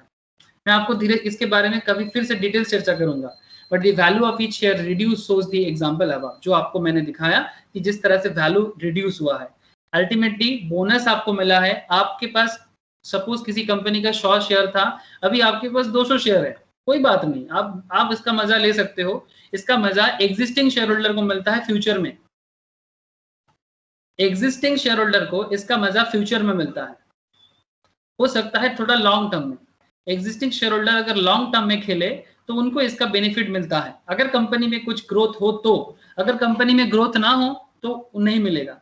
और रिटेल पार्टिसिपेंट्स को ग्रोथ होगा कि नहीं होगा ये तो डिपेंड करता है कंपनी का रियल ग्रोथ के ऊपर, कि अगर कंपनी का रियलिटी में कुछ ग्रोथ है तो ही जाके बोनस इशू में जो भागा भागा लोग आते हैं ना रिटेल पार्टिसिपेंट्स, एकदम चींटी की तरह भाग भाग के खाने के लिए कि हाँ भाई कंपनी का शेयर कम हुआ है चलो चलो खरीदते हैं, वो लोग फंस भी सकता है। उनको थोड़ा देखना चाहिए क्या सच में कंपनी का ग्रोथ है या नहीं, या फिर वो सिर्फ लुभा रहा है, आपको साझा में लग रख रहा है। ये कंपनी का कैपिटल रेज करने का एक टेक्निक है, it's accounting technique to raise more capital to attract more investors.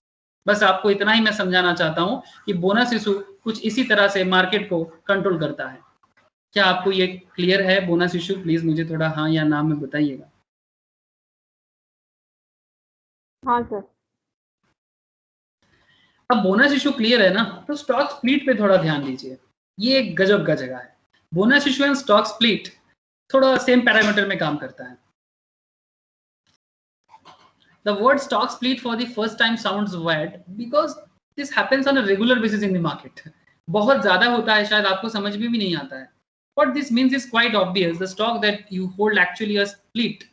जो स्टॉक आप होल्ड कर रहे हो वो एक्चुअली स्प्लिट हो गया, मतलब टूट गया। जैसे वो स्प्लिट मतलब आप लोग दाल देखे हो, लेंटिल्स, स्पेशली मसूर दाल अगर आप देखे हो, एक होता है गोटा मसूर, एक होता है मतलब भांगा मसूर, ऐसा मिलता है मार्केट में। होप आपको पता है कि मसूर दाल में या मसूर में होता है, मूंग में भी होता है, ठीक है। एक होता है जो पूरा गोल गोल होता है और एक होता है जिसपे काटा हुआ होता है। तो एग्जैक्टली स्टॉक भी इसी तरह का कट जाता है। जो स्टॉक आप होल्ड करते हो वो स्प्लिट हो जाता है। 10 का शेयर 5 में बिक रहा है। क्यों ऐसा क्यों करता है? क्या अकाउंटिंग टेक्निक यूज करता है? Just a minute. When a stock split is declared by the company, the number of share held increase, but the investment value and market capitalization remains the same, similar to bonus issue. मतलब company का investment का value और market में इसका capitalisation जो है, company का market capitalisation, ये जैसे कि मैं आपको रियल में दिखा रहा था, मनी कंट्रोल से ही मैं आपको दिखा रहा था। ये आई होप आपको यहाँ से भी दिख जाएगा। ये देखिए मार्केट कैपिटलाइजेशन, जैसे ये आई थिंक इन्फोसिस का डेटा है, आई थिंक हाँ इन्फोसिस, दिस इज इन्फोसिस। इन्फोसिस में मार्केट कैपिटलाइजेशन आप देख पा रहे हैं यहाँ पर करेंटली 4,33,480 है, आज का डेटा है, मतलब करीब करोड़ में है, करोड़ 4,33,480 करोड़ का मार्केट कैपिटल है इन्फोसिस का। तो एग्जैक्टली यही मैं आपको बताना चाहता हूँ कि अगर कंपनी इस पर्टिकुलर मूवमेंट में स्टॉक को स्प्लिट करता है, इन्फोसिस एक अच्छा एग्जांपल है इस पॉइंट में, क्योंकि Infosys seriously 6 to 8 months back split किया था शेयर्स को, 900 का शेयर्स 450 में आ गया था, और ऐसा करके वो बहुत लोगों को अट्रैक्ट किया था मार्केट में, और इसमें ट्रेडिंग सेक्टर्स में काफी हलचल मचा था। और इसका बेनिफिट आपको ट्रेडिंग में या शॉर्ट टर्म इन्वेस्टमेंट लेना भी चाहिए। लॉन्ग टर्म इन्वेस्टमेंट में वो भी एक अच्छा खेल हो सकता है, depending on the growth of the company. उसमें फंडामेंटल मैटर करता है, कुछ चीजों में टेक्निकल मैटर करता है और कुछ चीजों में फंडामेंटल मैटर करता है। आई होप आपको मैं धीरे धीरे समझा सकता हूँ, इट्स अ बेसिक थिंग, धीरे धीरे बताऊंगा। When a stock split is declared by the company, the number of shares held increase, but the investment value and market capitalization remain the same, similar to bonus issue. The stock is split with reference to the face value. Stock split करता है face value के reference पे। Suppose the stock face value is ₹10. ये चीज सुबो and Sumit बात कर रहा था क्लास में, discussions में, कि face value is ₹10 and there is 1:1 stock split. That means then the face value will change to ₹5. 1:1 stock split का मतलब होता है face value will change to ₹5. If you owned 1 share before split, you would now own 2 share after the split. It's kind of bonus. Bonus में dividend की तरह bonus को दिया जाता है। एग्जाम्पल देखिएगा तो थोड़ा क्लैरिटी आ जाएगा। स्प्लिट और बोनस में बहुत फर्क नहीं है, बट यहाँ फेस वैल्यू का बात होता है और वहाँ शेयर का बात होता है। वहाँ आपको शेयर दिखाया जाता है। नॉर्मली ये दोनों एक ही साथ होता है। बोनस देना, स्प्लिट करना करीब सिमिलर पॉइंट में आता है, एट ए टाइम में ही मार्केट में आता है। 1:1 मतलब अगर आप ओल्ड फेस वैल्यू आपका 10 था, number of share you own 100 था before the split, and share price before split था 900, ठीक है। ये एकदम इन्फोसिस का ही डेटा जैसे दिख रहा है मुझे। इन्वेस्टमेंट वैल्यू बिफोर स्प्लिट क्या था आपका 90,000, न्यू फेस वैल्यू हो गया 5। अभी शेयर में चेंज नहीं कर रहा है, आप समझ पा रहे हैं ना। उस केस में, बोनस के केस में फेस वैल्यू पे कुछ नहीं किया था, शेयर्स में चेंज कर रहा था। 100 शेयर्स आपको 200 कर रहा था, लेकिन इसमें फेस वैल्यू पे चेंज कर रहा है। ये भी एक अनदर टेक्निक है। 10 का फेस वैल्यू 5 कर रहा है, number of shares before this split आपके पास 100 था, अभी अगर आपके पास 10 शेयर था और अगर स्टॉक स्प्लिट कर रहा है, आपके पास ओल्ड फेस वैल्यू था 10, ठीक है, कंपनी का फेस वैल्यू था 10, अभी फेस वैल्यू हो गया 5, ठीक है, पहले फेस वैल्यू था 10 old, new face value is 5। तो जस्ट इमेजिन कीजिए ना, पहले आपका जो काउंटिंग होता था 10 के हिसाब से होता था, अभी 5 के हिसाब से होगा। पहले अगर आपके पास 100 शेयर होता था, अभी अगर आपके पास मतलब 200 शेयर होगा तो अल्टीमेटली वैल्यू आपका 90,000 ही रहने वाला है। सिमिलरली अगर 1:2, 3, 4, 5 जितना होगा उसके हिसाब से आपका वैल्यूएशंस पे नो चेंज, मार्केट कैपिटलाइजेशन पे no change, only similar to bonus issue stock split is usually to encourage more retail participants by reducing the value per share। बस पर शेयर का वैल्यू डिक्रीज करके retail participants को attract करना, यही होता है stock split का main motto. Stock split and bonus issue, क्या ये दोनों चीज क्लियर है? कोई क्वेश्चन है तो प्लीज पूछिए। क्लियर क्लियर, ठीक है। हाँ। इसमें बेसिकली आप होल्डिंग पूछ रहे थे मुझे। होल्डिंग जैसे कि फेस वैल्यू चेंज हो जाता है तो फेस वैल्यू के हिसाब से सबका होल्डिंग में चेंजेस आएगा, लेकिन एज पर सिस्टम होगा, वैल्यू में चेंज नहीं होगा। होल्डिंग में प्रोमोटर का होल्डिंग जैसा था उस हिसाब से होगा। एक होल्डिंग के ऊपर मेरा एक दूसरा वीडियो है, मैं आपसे शेयर कर लूंगा, ठीक है, कि शेयर होल्डिंग पैटर्न किस तरह से चेंजेस होता है, ठीक है, सबको शेयर करूंगा मैं, ठीक है। होल्डिंग चेंजेस होता है, मतलब जैसे जैसे कंपनी में शेयर होल्डर बढ़ता है ना, तो उसके बेसिस में होल्डिंग पैटर्न भी चेंज होता है। प्रोमोटर होल्डिंग चेंज होता है, एंजल का होल्डिंग चेंज होता है, वेंचर कैपिटलिस्ट का भी चेंज होता है। तो होल्डिंग पैटर्न पे मेरा एक क्लास है, मैं आपको शेयर करूंगा, तो आपको थोड़ा क्लैरिटी ज्यादा आ जाएगा जो क्वेश्चंस में भी माइंड में आ रहा है। बट अदरवाइज देखा जाए तो stock split and bonus issue कुछ इस तरह से मार्केट का मूवमेंट को कंट्रोल करता है, और ये बहुत फ्रिक्वेंटली होता है। थोड़ा नजर रखेंगे तो आपको पता चलेगा। इसके लिए थोड़ा कंपनी का जो भी खबर है, ठीक है, कंपनी के साइट में जाके या फिर एनएसी बीएसई के साइट में आपको इसका डिटेल्स आपको मिलता है। एक अनदर इंटरेस्टिंग पॉइंट है राइट इशू। राइट इशू का मतलब होता है, मैं आपको दोनों चीज समझाता हूँ। What is this right issue? Right issue मतलब इतना आप समझ लीजिए कि अधिकार का मतलब जो अधिकार में मिलता है हमें, ठीक है, दिस इज माय राइट, तो kind of that. The idea behind a right issue is to raise fresh capital. Simple है कि फ्रेश कैपिटल रेज करना है। However, instead of going public, the company approaches their existing shareholder. Think about the right issue as a second IPO, but for a selected group of people, that is existing shareholder. The right issue could be an indication of a promising new development in the company.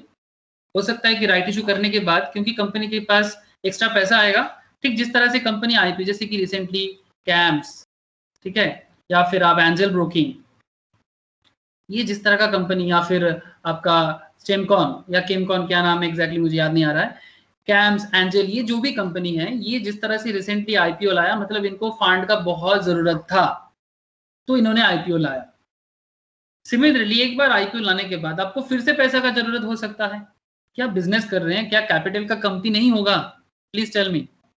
जब हम लोग business करते हैं, क्या business में capital का कमती नहीं होता है? कैपिटल का जरूरत नहीं पड़ता है? यस और नो प्लीज बताइए।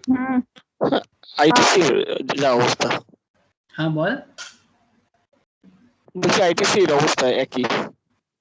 एग्जैक्टली तो बिजनेस करेंगे तो हमें कैपिटल का जरूरत जरूर होगा। तो एग्जैक्टली जब एक बार आईपीओ आ जाता है उसके बाद फिर कंपनी को पैसा का जरूरत होगा तो कंपनी क्या करेगा? तो इस केस में दो चीज है। एक होता है एपीओ मतलब follow on public offer. I think ये चीज आपको येस बैंक के केस में मार्केट में सुनाई दिया होगा। अगर आप लोग रिसेंट ट्रेंड में येस बैंक के बारे में सुने हैं, येस बैंक में एपीओ आया था, फॉलो ऑन पब्लिक ऑफर, करीब 1,500 करोड़ का कुछ follow on public offer yes bank ने लाया था। ये एपीओ एंड राइट इशू में थोड़ा डिफरेंस है। एपीओ में पब्लिक भी ले सकता है बट राइट इशू में पब्लिक नहीं ले सकता, बस यही डिफरेंस है। पब्लिक मतलब जो न्यू पब्लिक, जैसे आईपीओ में कोई भी ले सकता है ना, एग्जैक्टली एपीओ में भी कोई भी ले सकता है, बट राइट इशू में सिर्फ शेयर होल्डर को मिलता है, ओनली एग्जिस्टिंग शेयर होल्डर को मिलता है। बट इंपॉर्टेंट यही है कि जब भी कोई कंपनी एपीओ या फिर राइट इशू करता है, ठीक है, currently main point right issue में है, लेकिन आप एपीओ के साथ भी इसको कंपेयर कर सकते हो। दोनों थोड़ा सिमिलर पैरामीटर का मतलब आइडिया आपको दे सकता है, सिमिलर पैरामीटर का आइडिया आपको मिल सकता है। हेलो, হ্যাঁ বলছি একটা কোশ্চেন ছিল দাদা। বল। বলছি যে সাপোজ ধরো এফপিও কেউ কোনো কোম্পানি ইস্যু করলে, ধরো ইয়েস ব্যাংক ইস্যু করলো, তাহলে এটা তো প্রোমোটারের থেকে পার্সেন্টেজটা কমে যায়, তাই তো? एपीओ इशू करने से प्रोमोटर से परसेंटेज कम होगा। ऑब्वियसली शेयर इशू होगा तो थोड़ा बहुत হ্যাঁ शेयर যদি, होल्डिंग पैटर्न में হ্যাঁ चेंजेस तो যদি आएगा। ধরো, হ্যাঁ যদি প্রোমোটারের পার্সেন্টেজ কমে যায়, তখন যদি সাপোজ অন্য কোনো স্টেক মানে ওর কোম্পানির স্টেক যদি অন্য কেউ নিয়ে নেয়, সেটাও তো একটা প্রবলেমের মানে বিশাল বড় ফ্যাক্টর হয়ে দাঁড়ায়, মানে वेट कर ও जा। প্রোমোটার হয়েও না হতে। Our next topic is buyback. After the right issue, I will discuss about buyback. And whatever be your Okay. question, Sumit, उसका जवाब तुझे बायबैक में मिलेगा।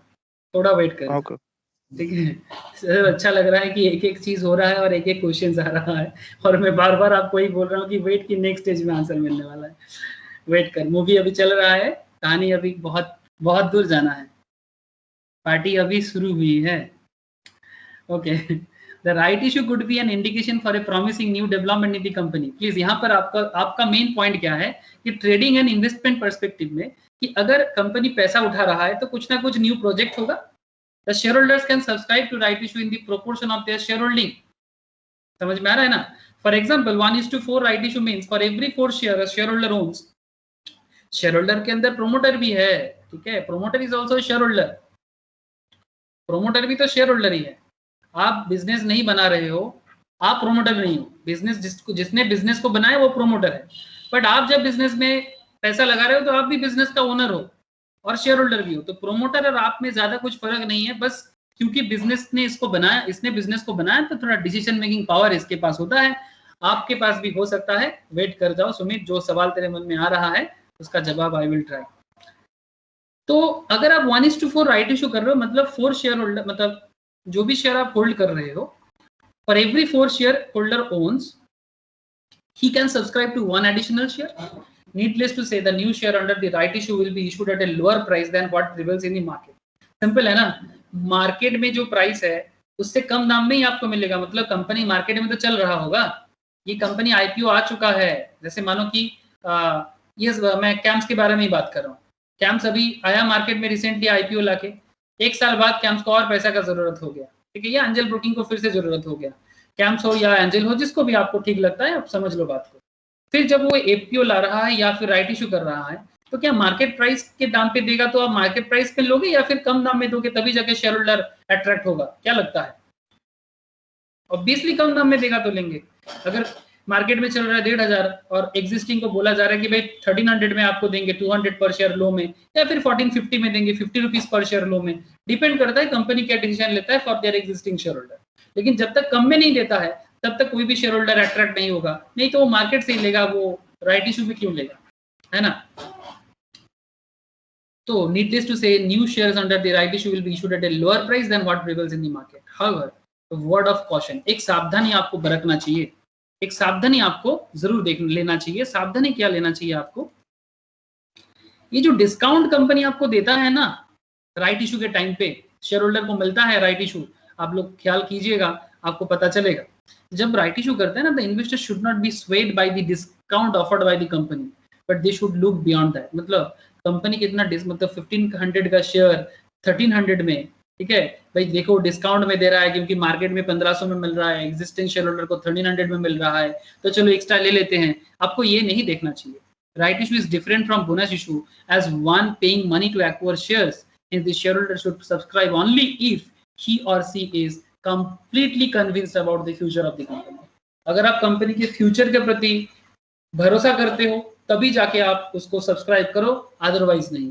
Also if market price is below the subscription price, मतलब अगर मार्केट में कम में चल रहा है तो ऑब्वियसली मार्केट से ले लेना। कभी कभी ऐसा धोखाधड़ी हो जाता है, मतलब इन्वेस्टर्स को समझ में ही नहीं आता क्या चल रहा है, कंपनी डायरेक्ट ईमेल करके जनरल मीटिंग में बुला के बोलता है और उसको मार्केट का अता पता है ही नहीं, मार्केट प्राइस कम चल रहा है।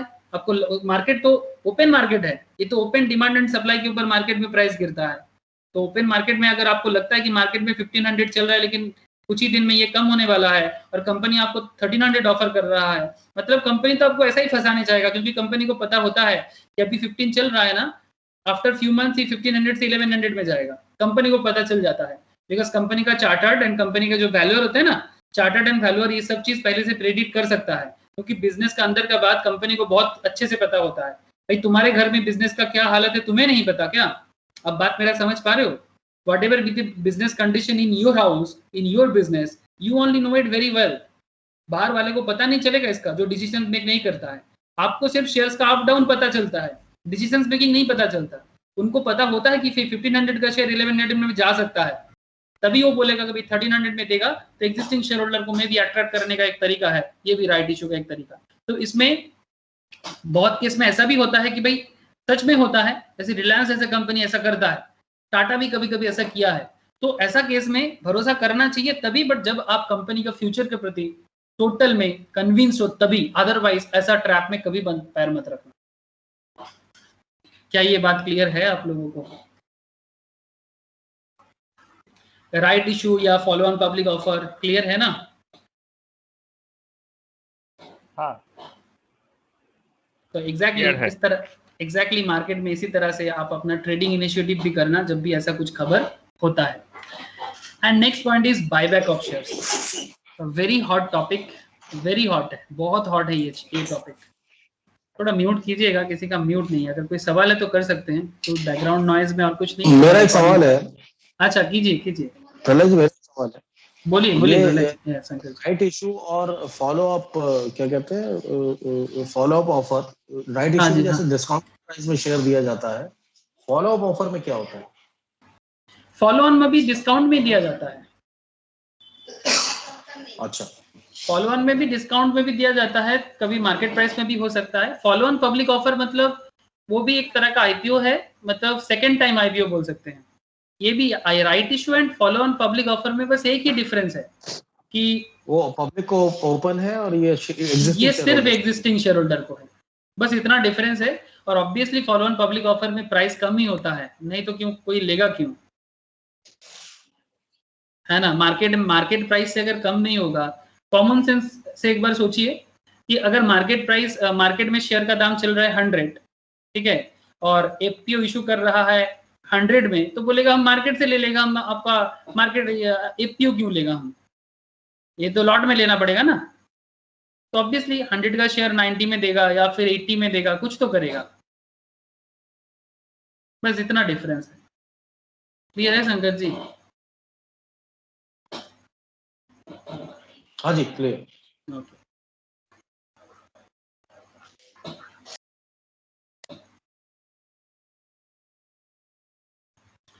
Next is buyback of shares.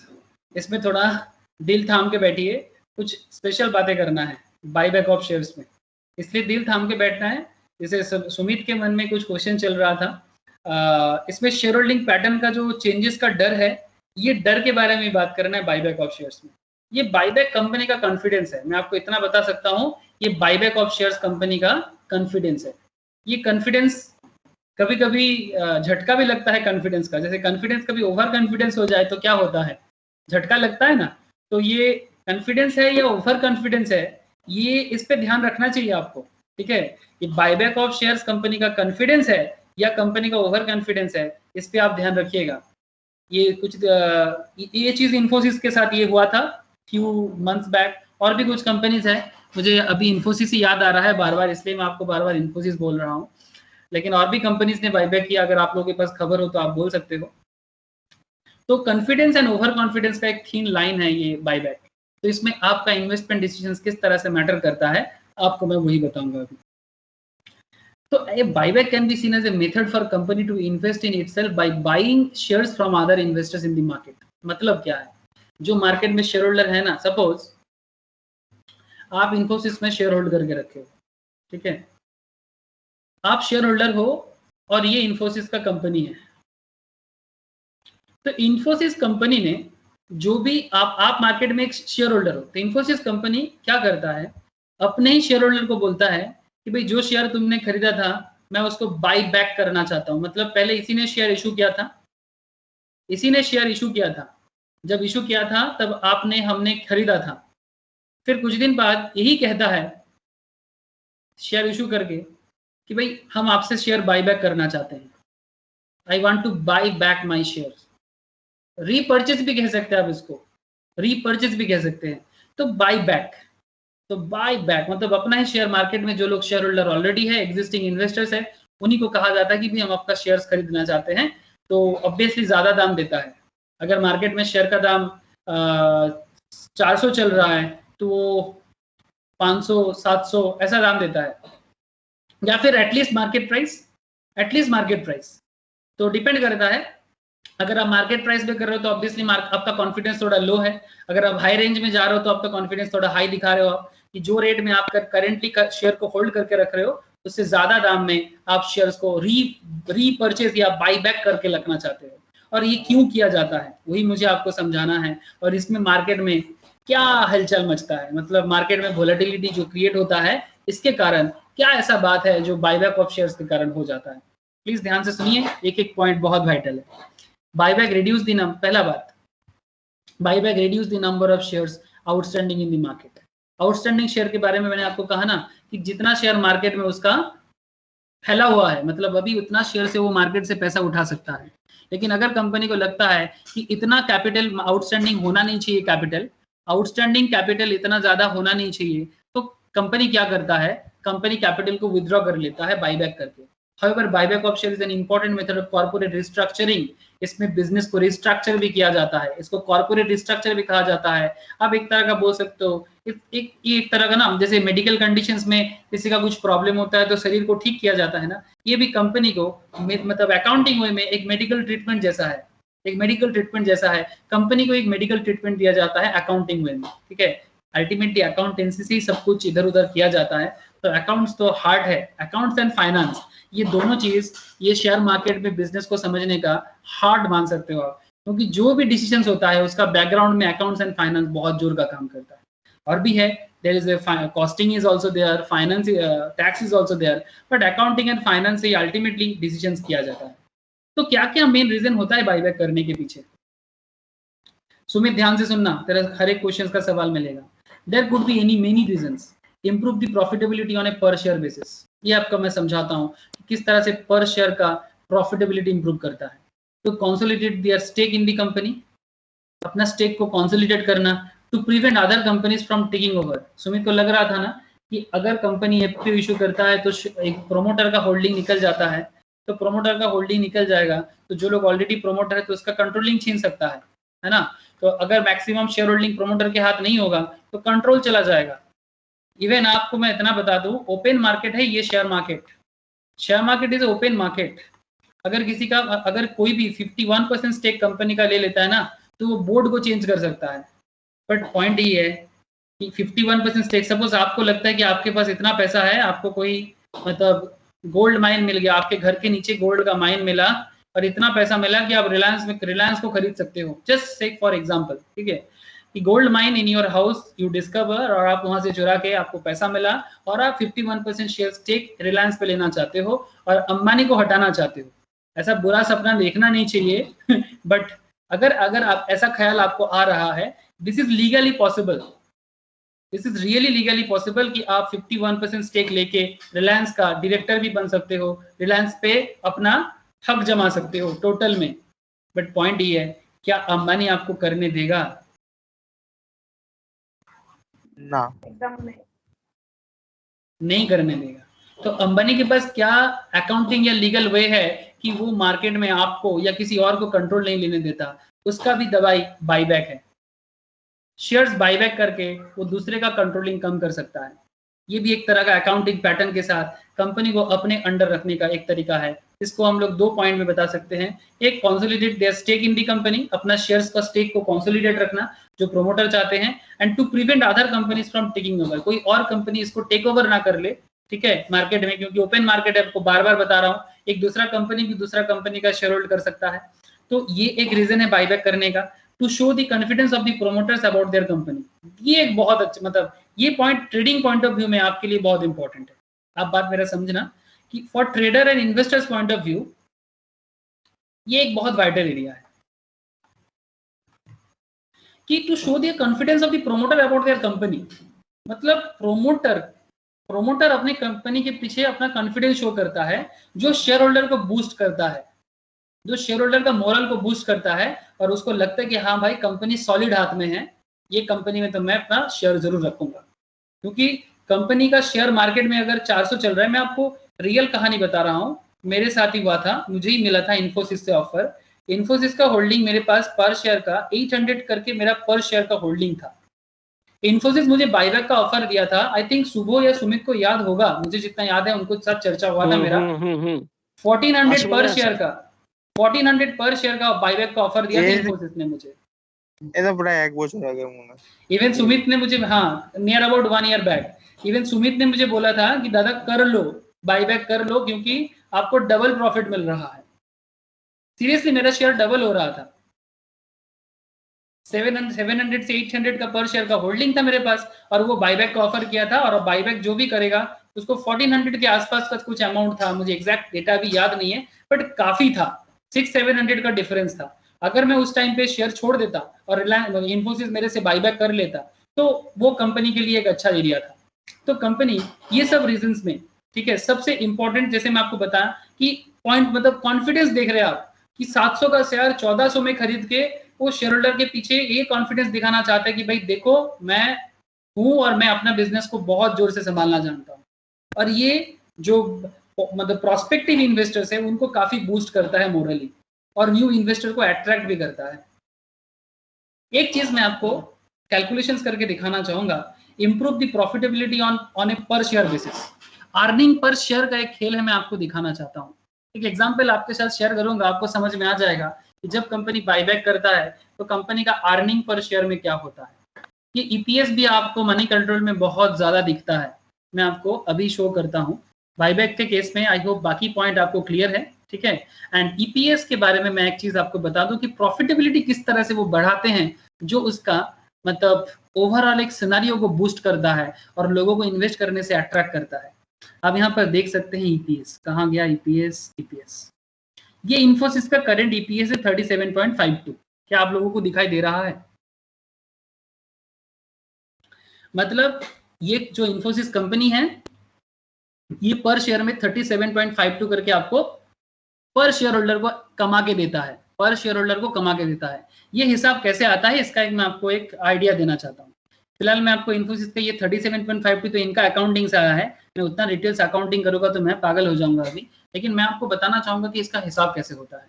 एक सिंपल पोइट्री है, आप चाहो तो इसको नोट डाउन कर सकते हो, इफ यू रियली वांट आप इसको नोट डाउन कर सकते हो, और कभी फ्यूचर में आपको जरूरत हो तो आप सीरियसली अकाउंट सीख के या फिर अकाउंट्स को देख के उसका डेटा लेके भी आप कैलकुलेशन करके देख सकते हो। तो मैं आपको एक इनकम स्टेटमेंट दिखाऊंगा और वहीं से मैं आपको बताऊंगा कि कंपनी किस तरह से अपना प्रॉफिटेबिलिटी को बढ़ाते हैं बायबैक करके। सबसे पहले मुझे एक सिंपल एकदम बहुत बेसिक बात करूंगा, मैं एकदम टेक्निकल वर्ड यूज नहीं करूंगा। सबसे पहले आप मुझे एक चीज बताइए कि अगर कंपनी को बिजनेस स्टार्ट करना है तो बिजनेस स्टार्ट हुआ है कैसे पता चलता है? प्लीज टेल मी कि how we will get to know मेरा बिजनेस चल रहा है, कि मेरा गाड़ी तो चल पड़ा, मतलब बिजनेस का गाड़ी, ठीक है, ये चल पड़ा, मतलब जरा हल्के गाड़ी हाँको, जरा हले हले गाड़ी हाँको, मतलब मेरा कहने का मतलब है कबीर के लैंग्वेज में कि मेरा बिजनेस का गाड़ी जो चल पड़ा है, ये मैं कैसे बताऊंगा कि मेरा गाड़ी चल पड़ा है? सेल्फ। Thank you. जरा हल्के गाड़ी हाँको, जरा हले हले गाड़ी हाँको, तो बेसिकली कहना ही है सेल्स। कंपनी का बिजनेस का स्टार्टिंग है सेल्स है। फिर कंपनी क्या करता है, वेरिएबल कॉस्ट जो डे टू डे बिजनेस का रनिंग एक्सपेंस है उसको हटाते हैं। एक फंडामेंटल है, प्लीज नोट डाउन कर लीजिएगा। सेल से कंपनी वेरिएबल कॉस्ट को हटाते हैं तो कंपनी को ना एक छोटा प्रॉफिट मिलता है। इसको ठीक प्रॉफिट नहीं कहा जाएगा, बस इतना मान के चलो कि डेली कितना पैसा वो घर लाता है, डेली कितना पैसा वो घर लाता है। आप अपने आप को एक ओला या उबेर का ओनर मान सकते हो कि भाई मेरा गाड़ी मार्केट में निकला है, सारा दिन इतने का मेरा ट्रिप लगा है।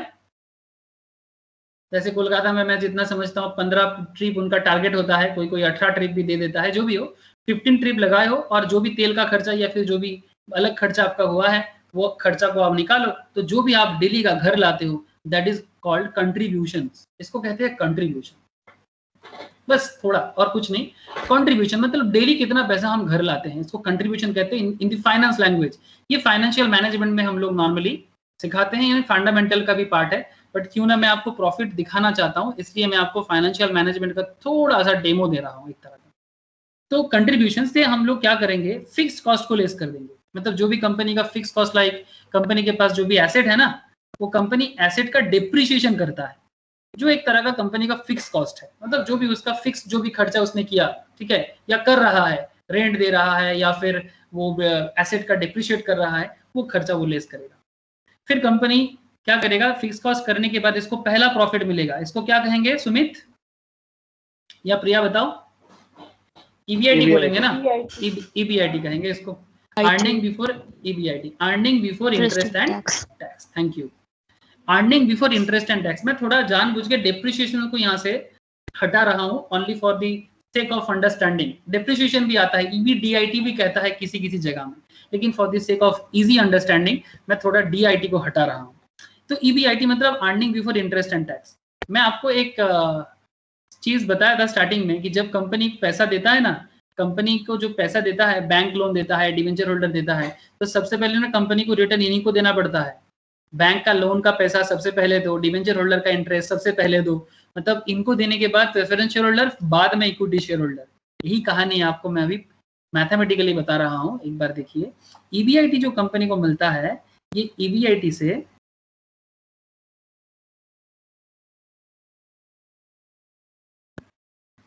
ईबीआईटी से आप इंटरेस्ट को हटाओ, मतलब इंटरेस्ट मतलब बैंक का इंटरेस्ट भी है इसमें।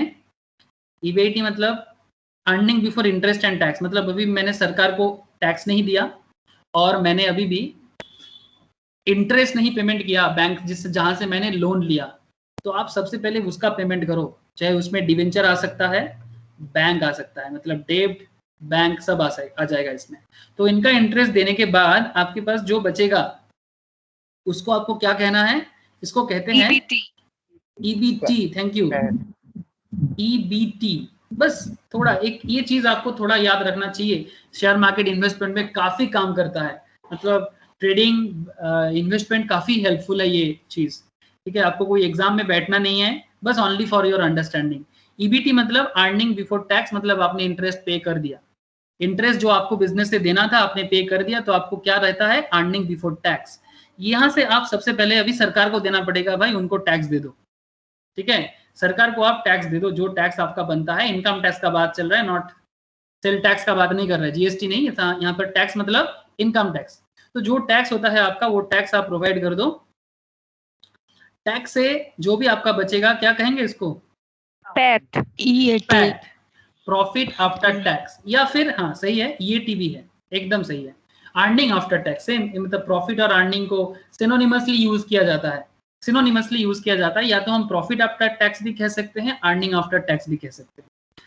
फिर earning after tax and profit after tax से हमको लेस करना पड़ता है, क्या लेस करना पड़ेगा, प्रेफरेंस डिविडेंड। अगर प्रेफरेंस होल्डर है, थैंक यू, प्रेफरेंस डिविडेंड अगर प्रेफरेंस शेयर होल्डर है, प्रेफरेंस होल्डर ऑलवेज नहीं रहता है, बट जब रहेगा तो देना पड़ेगा भाई, सबसे पहले प्रेफर्ड है, वो प्रेफर्ड है। इनको देने के बाद मेरे पास कुछ बचेगा, जो बचेगा इसको मैं कहूंगा, मैं इधर लिख रहा हूं, earning for available for equity share holder, earning available for equity share holder, earning for equity कहेंगे इसको, ठीक है, earning for equity share holder. अब ये इक्विटी शेयर होल्डर के लिए जो अर्निंग मेरे पास पड़ा हुआ है, यहां से मुझे डिवाइड करना है जितना नंबर ऑफ शेयर मेरे पास है ना, नंबर ऑफ शेयर होल्डर, जितना number of share holder company का है। जैसे ही मैं earning for equity share holder से नंबर ऑफ शेयर होल्डर को डिवाइड कर दूंगा, तो मुझे मिल जाएगा earning per EPS. Thank you, ये मुझे मिलता है। तो यहाँ पर जैसे कि आप देख रहे हो ना, इसका ईपीएस, ये है आपका इन्फोसिस का ईपीएस, ठीक है। तो जो भी कंपनी का ईपीएस निकलता है ना, वो इसी मेथड को यूज करके निकलता है। अब मैं कहना आपको यही चाहता हूँ कि अर्निंग पर शेयर्स में चेंजेस लाना चाहता हूँ मैं आपका। जैसे कि मैं आपको क्या कह रहा था, बाईबैक बता रहा था मैं आपको, आई होप आपको याद होगा कि बाईबैक में क्या होता है, इंप्रूव द प्रॉफिटेबिलिटी ऑन ए पर शेयर बेसिस। तो एक सिंपल लॉजिक आपको मैं बताऊंगा, सिंपल लॉजिक है। एक चीज क्यों लॉजिक है यहाँ पर, सिंपल लॉजिक है, आप कभी झांसा में मत रहना। झांसा मतलब समझते हो ना? हाँ बोलो। বলছি একবার তুমি মানি কন্ট্রোলটা একবার খুলবে? हाँ बोलो। খুলেছি, বল বল। বেসিক্যালি হ্যাঁ, জাস্ট একটা কোশ্চেন ছিল যে এই ইপিএফটা যেটা ক্যালকুলেট হচ্ছে, তো এটা 1 টাকার উপরে মেজারমেন্ট করে হচ্ছে নাকি আজকের দিনে দাঁড়িয়ে ইনফোসিস যেই স্টকটার ভ্যালুয়েশন মানে শেয়ারটা যেই প্রাইসে চলছে সেইটার উপর মেজারমেন্ট করে ये ইপিএসটা कंपनी का जो ক্যালকুলেট? अकाउंटिंग बुक वैल्यू से मेजर होता है, अकाउंटिंग মানে बुक বুক वैल्यू से ভ্যালুর मेजर উপর होता है। ক্যালকুলেট? ऑब्वियसली मार्केट वैल्यू में होगा तो पागल हो जाएगा रे। আচ্ছা, मार्केट ওটাই वैल्यू জিজ্ঞাসা करছি। Market value is very fluctuating, daily everything বেসিসে इज চেঞ্জ एवरीथिंग, হয়। हाँ everything is depend in book value, ठीक है। মানে এটা বেসিক্যালি বলা যায় 10 টাকা লাগালে আমি এই মানে ইনফোসিসে 37 টাকা 52 পয়সায় রিটার্ন পাবো। नहीं एग्जैक्टली 10 টাকা লাগালে 37 টাকা পাবো ऐसा बात नहीं है, ठीक है, ऐसा नहीं है। इसका सिस्टम में आपको अभी आप लोगों को मैं अभी ওটা बता যেটা रहा हूँ। বলছি ওটা রিটার্ন অন ইনভেস্টমেন্ট, ওটা রিটার্ন অন 10 ইনভেস্টমেন্ট ইটস টাকার এ উপর ডিफरेंट 37 थिंग। টাকা। 10 টাকায় 37 টাকা दैट्स अ डिफरेंट थिंग। আচ্ছা बट আচ্ছা। अर्निंग पर शेयर मतलब कंपनी सबको देने के बाद, ठीक है। यहाँ पर हम लोगों ने जो भी यहाँ पर डेटा को निकाले, देखो आप लोग एक बार, आपको अभी क्लैरिटी लगेगा। ओहो सॉरी, जस्ट लुक कि ठीक है कि इसका मेन केस यही है कि जो भी कंपनी का जिसको जो देना है एज पर बुक वैल्यू, जो एज पर अकाउंटिंग वैल्यू या बुक वैल्यू के हिसाब से चल रहा है, सबको देने के बाद कंपनी के पास ये एकदम रियल है, ये बहुत वैल्यूएबल एक कैलकुलेशन है। यहाँ से आपको इतना पता चलेगा ईपीएस बहुत इंपॉर्टेंट है ट्रेडिंग पर्पस में, trading as well as investment बहुत इंपॉर्टेंट है। कि जिसका ईपीएस जितना हाई होगा ऑब्वियसली उसके पास शेयर होल्डर को देने के लिए कुछ है ना, तो तभी ना आप उस पर इन्वेस्ट करोगे, तो ये बहुत अट्रैक्टिव है। तो जब कंपनी बाईबैक करता है, बाईबैक करके कंपनी एक खेल खेल लेता है। बाईबैक करके एक्चुअल में क्या खेल खेल लेता है कि कंपनी देखता है कि भाई मैं अगर अपना ईपीएस को बूस्ट कर दूं, सपोज आपके पास 10 लाख शेयर था, अर्निंग फॉर इक्विटी था 10 लाख मान के चलिए, ठीक है, ओनली फॉर एग्जांपल। आपका earning for equity share holder था 10 लाख और नंबर ऑफ शेयर होल्डर था 1 लाख, ठीक है। तो 10 lakh earning for equity, number of share holder 1 lakh, तो 10 लाख बाई 1, तो ईपीएस कितना हो रहा है? Hello, 10 lakh by 1 lakh EPS कितना हो रहा है? 10। तो इसमें आपका ईपीएस हो रहा है, हाँ 10 ना, ईपीएस आपका 10 है क्योंकि आपका 10 लाख अर्निंग फॉर इक्विटी है और 1 लाख आपका नंबर, 1 लाख शेयर आपका है। तो अगर आप मानो कि ये 1 लाख से आउट ऑफ दिस 1 लाख, इस 1 लाख से आप कुछ बाईबैक कर लो, सपोज आप 10,000 ही हटा लो, 10,000 शेयर्स को ही आप बाईबैक कर लो, और 10,000 लोग में भी मान जाए क्योंकि बहुत लोग होते हैं थोड़ा प्रॉफिट बुक करके निकलना चाहता है, तो अगर उनको डबल प्रॉफिट मिलता है या फिर 1.5 गुना प्रॉफिट मिलता है तो क्यों ना वो प्रॉफिट बुक करके निकल जाए। तो सिंपल, 1 लाख से 10,000 चला जाता है तो फिर आपका ये हो जाता है 90,000। तो आपका न्यू ईपीएस कैलकुलेशंस में 10 लाख से 90,000 को डिवाइड कर दो, कितना हो जाएगा?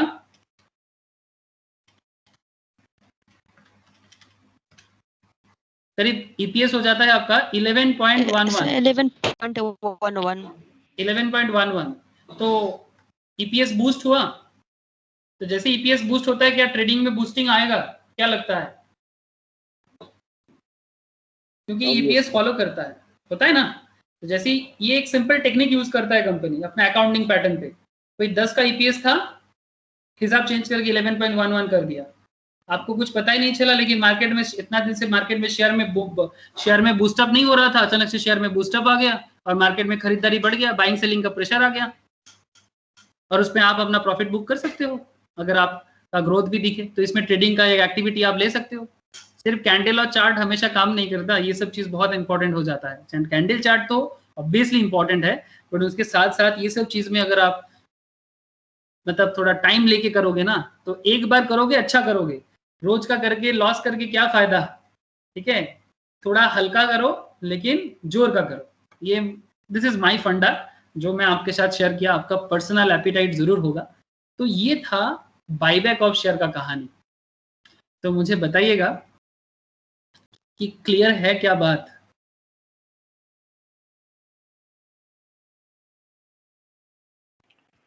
हाँ क्लियर हो रहा है, अभी अभी पूरा नहीं हुआ, ठीक है। हेलो, हाँ क्लियर पूरा नहीं हुआ, धीरे धीरे हो जाएगा। हाँ मतलब धीरे धीरे जरूर क्लियर हो जाएगा। पहले बार सुना है ये सब। हाँ फर्स्ट टाइम सुन रहे हैं। प्रैक्टिकल जितना देखोगे उतना ही अच्छा होगा। मतलब जितना ये सब हाँ एकदम मैं कोशिश कर रहा हूँ एकदम प्रैक्टिकल लेवल में जितना मैं आपको बता सकता हूँ कि मतलब एक्चुअल में अगर मार्केट से हमें अगर इनकम करना है तो हमें मार्केट का ये सब मैटर में ख्याल रखना चाहिए।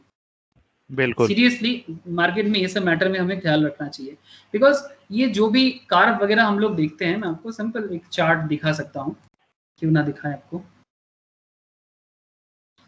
ये सिंपल जैसे कि इन्फोसिस में ही बात हो रहा था बार बार, तो इन्फोसिस को ही मैं आपके साथ शेयर करता हूँ कि ये देखिए इन्फोसिस में यहाँ पर आप देखिए ये लाइन ग्राफ है, ठीक है। यहाँ पर अगर टेक्निकल चार्ट देखेंगे तो कैंडलस्टिक्स भी दिख जाएगा।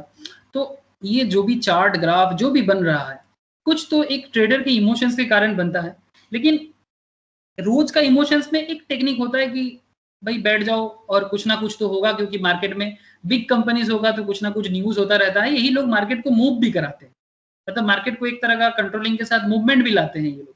बट अल्टीमेटली आप प्रॉफिट बुक करोगे कि नहीं करोगे इसमें डिपेंड करता है आपका फंडामेंटल नॉलेज। जो अगर आप जितना ग्रो करोगे आई थिंक आपको प्रॉफिट बुक करने में उतना आसानी होगा, एज फार एज मैं जितना समझता हूँ।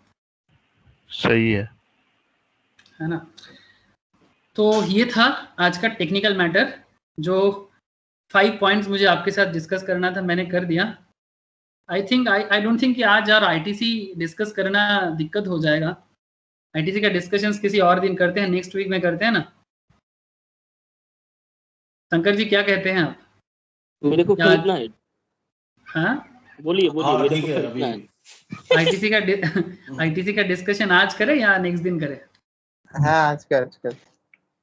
हाँ अगर आप लोग बोलेंगे तो आज ही करेंगे, अगर बोलेंगे कि तो कल तो फिर कल करेंगे, मतलब नेक्स्ट वीक करेंगे। अच्छा ये बता दीजिए, वो अच्छा है कि बुरा है अभी 2 साल 3 साल के लिए? यही बता आईटीसी दीजिए सर। हाँ, आईटीसी का हालत क्या होगा? नहीं, मैं सिर्फ ऐसे हाँ और ना में मैं जवाब नहीं देता। हाँ और ना में मैं जवाब नहीं देता। मेरे मेरे मैं बताऊंगा सजेशन। तो फंडामेंटली बताऊंगा, मैं खुद भी आपको समझाऊंगा, आप खुद भी समझेंगे। माफ कर गले तो उस तरह का बात हाँ ना কালকে या ऐसा बात नहीं करते। কালকেই আপনি আজকে ইনফোসিস নিয়ে এত কিছু বলছেন, কালকে একজনের সাথে দেখা হলো, মানে চেনা পরিচিত লোক, জানতাম না ওনার ব্যাপারে, জানলাম 2001 সালে ইনফোসিসের উপর 1000 টাকা লাগিয়ে 10,000 টাকা লাগিয়েছিল। আজকে ভ্যালু ভাবুন। আমাকে জাস্ট একবার রিওয়াচ খুলে দেখালো পোর্টফোলিওটা, আমার চক্ষু চড়ক গাছ। আমার নিজের ইনফোসিসের রিটার্ন জানিস 120%। জানি मेरा खुद का এটা रिटर्न তো है আগের 120%। বছরে एक साल में 1 ईयर होल्डिंग में 120% रिटर्न है मेरा इन्फोसिस। 2001 দাদা, মার্চ 2001, মার্চ 2001 and 2008 আছে। হ্যালো আওয়াজ কেটে যাচ্ছে। ওদা হ্যাঁ হ্যালো হ্যাঁ বল। বলছি সামান্য মার্চ মাসের দিকে যদি রিলায়েন্স একটা এসআইপি করে দিতে 2 মাসের জন্য, আজকে তোমার 100% এর প্লাস প্রফিট হয়ে যেত। বন্ধুকে কিনে দিয়েছি দাদা, বন্ধুকে হ্যাঁ 30,000 টাকার বন্ধুকে 30,000 টাকার কিনে দিয়েছিলাম রিলায়েন্স 902 আর কিছু বলবেন? मैं সিরিয়াসলি আম- বেশি মানে তোরা আমি তোরা এক- তোরা আজকাল ভালো আমি স্ট্র্যাটেজি একজনকে দাদা নিচ্ছিস, আমি দেখছি তো আমি তোদের দাদা তোদের কিনে স্ট্র্যাটেজি খুব দিয়েছিলাম ভালোই বুস্ট রিলায়েন্সে, হয়েছে। সাথে আইসিআইসিআই ব্যাংকটাও কিনে দিয়েছিলাম 390-তে, তারপরে রিসেন্টলি 400 কত উঠেছিল তখন এক্সিট করে গেছে। না না তোদের স্ट्रैटेजी অনেকটাই এখন বুস্ট হয়েছে, তোদের এডভাইজারিও আমার খুব মানে सीरियसली तुम लोग पहले से बहुत ही अच्छा कर रहे हो, इतना मैं जरूर बोलूंगा।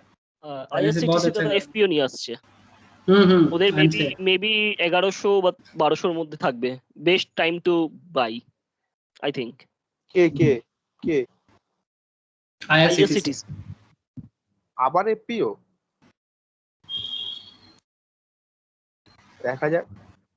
দাদা ওইটার কোনো খবর পেলে ওই রিলায়েন্স ফাইন্যান্সিয়াল সরি ওই আইআরসিটিসি ফাইন্যান্সিয়াল কর্পোরেশনটা ইন্ডিয়ান রেলওয়ে ফাইন্যান্সিয়াল ওটা এখন কর্পোরেশন আসেনি, আসবে আসবে তো, ওটা এখন আইপিও আসেনি তো। ইন্ডিয়ান রেলওয়ে ফাইন্যান্সিয়াল কর্পোরেশন তো এখনো আসেনি তো আইপিও, আসবে। হ্যাঁ হ্যাঁ এখনো সেবি কিছু ডিক্লেয়ার করেনি।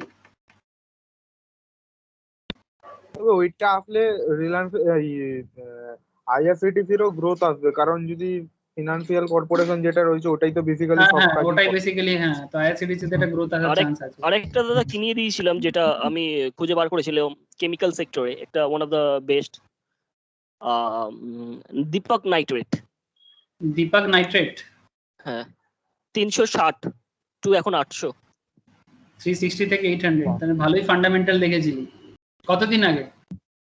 বেশি না, একটু খুলে দেখুন, একটু খুলে দেখুন আপনি মানিকান্ত, আমি বলবো না কিছু, একটু জাস্ট দেখুন। ওকে দেখছি দাঁড়া।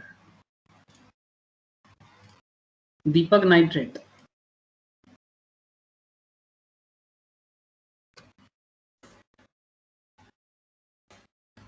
দীপক কি স্পেলিং কি আছে? DEE। DEEPAK। হ্যাঁ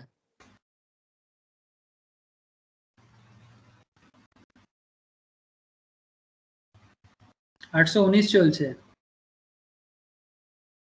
1 ইয়ারে গ্রোথ বলছে 295, ফ্রম 295 টু 800, বিভৎস গ্রোথ দিয়েছে 1 ইয়ারে। 40 টাকা শেয়ার। 40টা শেয়ার, হ্যাঁ হ্যাঁ কিনে দিয়েছিলাম। 6 মান্থসেও ভালো গ্রোথ আছে। তুই মনে হচ্ছে এটাতে কিনে দিয়েছিলি 379 ফাইনে কিনে দিয়েছিলি তাই তো? 360 360 6 মান্থস কিন্তু এভারেজ আউট করেছে, মানে 40টা নিয়েছে থোকে থোকে। আচ্ছা আচ্ছা, এভারেজ আউট করেছে, মানে রেস্টটাকে এবারে বেসিক্যালি হেজ করেছে। ওর এভারেজ দাঁড়িয়েছে এখন 381 মেবি। 381, नहीं ऑब्वियसली ভালো আছে, ভালো কোম্পানি আছে। আমি আসলে এটা ফান্ডামেন্টাল করিনি কোনো। এখনো কিন্তু দাদা এতে বুস্ট আপ হবে এখনো, টিল নাও। আমি নিজে এখন এর মধ্যে ইনভেস্ট করেছি 800 তে, 790 তে ইনভেস্ট করেছি আমি। না না ভালো আছে।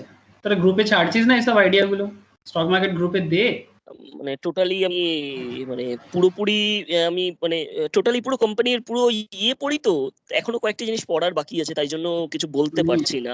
नहीं सीरियसली, अगर किसी के पास कोई भी अच्छा आइडिया हो तो स्टॉक मार्केट ग्रुप में शेयर करो। বিকজ অলরেডি দাদা 150 থেকে 200% রিটার্ন করে দিয়েছে, এবার একটু ভরসা হচ্ছে না। হট করে যদি বলি মার্কেট ফল করে তখন খুব প্রবলেমেটিক হবে।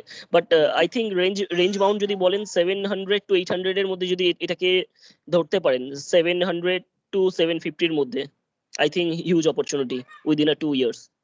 within 2 years দেখবেন একটুখানি দেখবেন স্পেশাল কেমিক্যালের উপর ওরা অনেক কিছু, মানে ওদের পুরো বাইফার্কেশন করা আছে, মানে আলাদা আলাদা সেক্টর আছে। হিডেন বিজনেস আছে না নট হিডেন বিজনেস, ওদের বিজনেস মডেলটা অ্যালোকেশন করা আছে, মানে এই সেক্টরটা না চললে এগ্রিকালচারের সেক্টরটা চলবে, স্পেশাল কেমিক্যালের এই সেক্টরটা চলবে, মানে টোটালি হ্যাঁ টোটালটাই একদম ভাগ করা, মানে ডাইভার্সিফাইড করা টোটালি।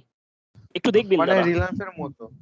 হ্যাঁ মানে খুবই ডাইভার্সিফাইড না, এটা কেমিক্যাল সেক্টরের, কিন্তু কেমিক্যালের মধ্যে ওরা ডাইভার্সিফাইড করেছে। মানে ও বলছে রিলায়েন্সের মতো ডাইভার্সিফাইড কোম্পানি আছে, এটাই ও বলছে।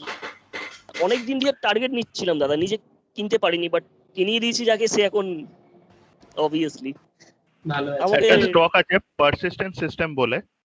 Persistent system basically web design company. আচ্ছা তো সেটা একবার আপনারা সবাই মিলে একটু দেখে নিতে পারেন। আচ্ছা পারসিস্টেন্ট সিস্টেম, হ্যাঁ স্পেলিং আছে পারসিস্টেন্ট বলেই আছে না?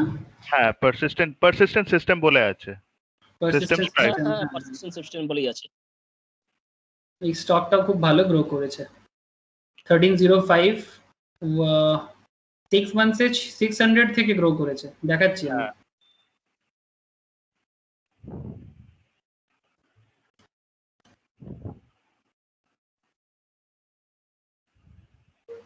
পারসিস্টেন্ট সিস্টেম 6 মান্থস গ্রোথ আছে প্রায় 600 500 থেকে প্রায় 1300 এর।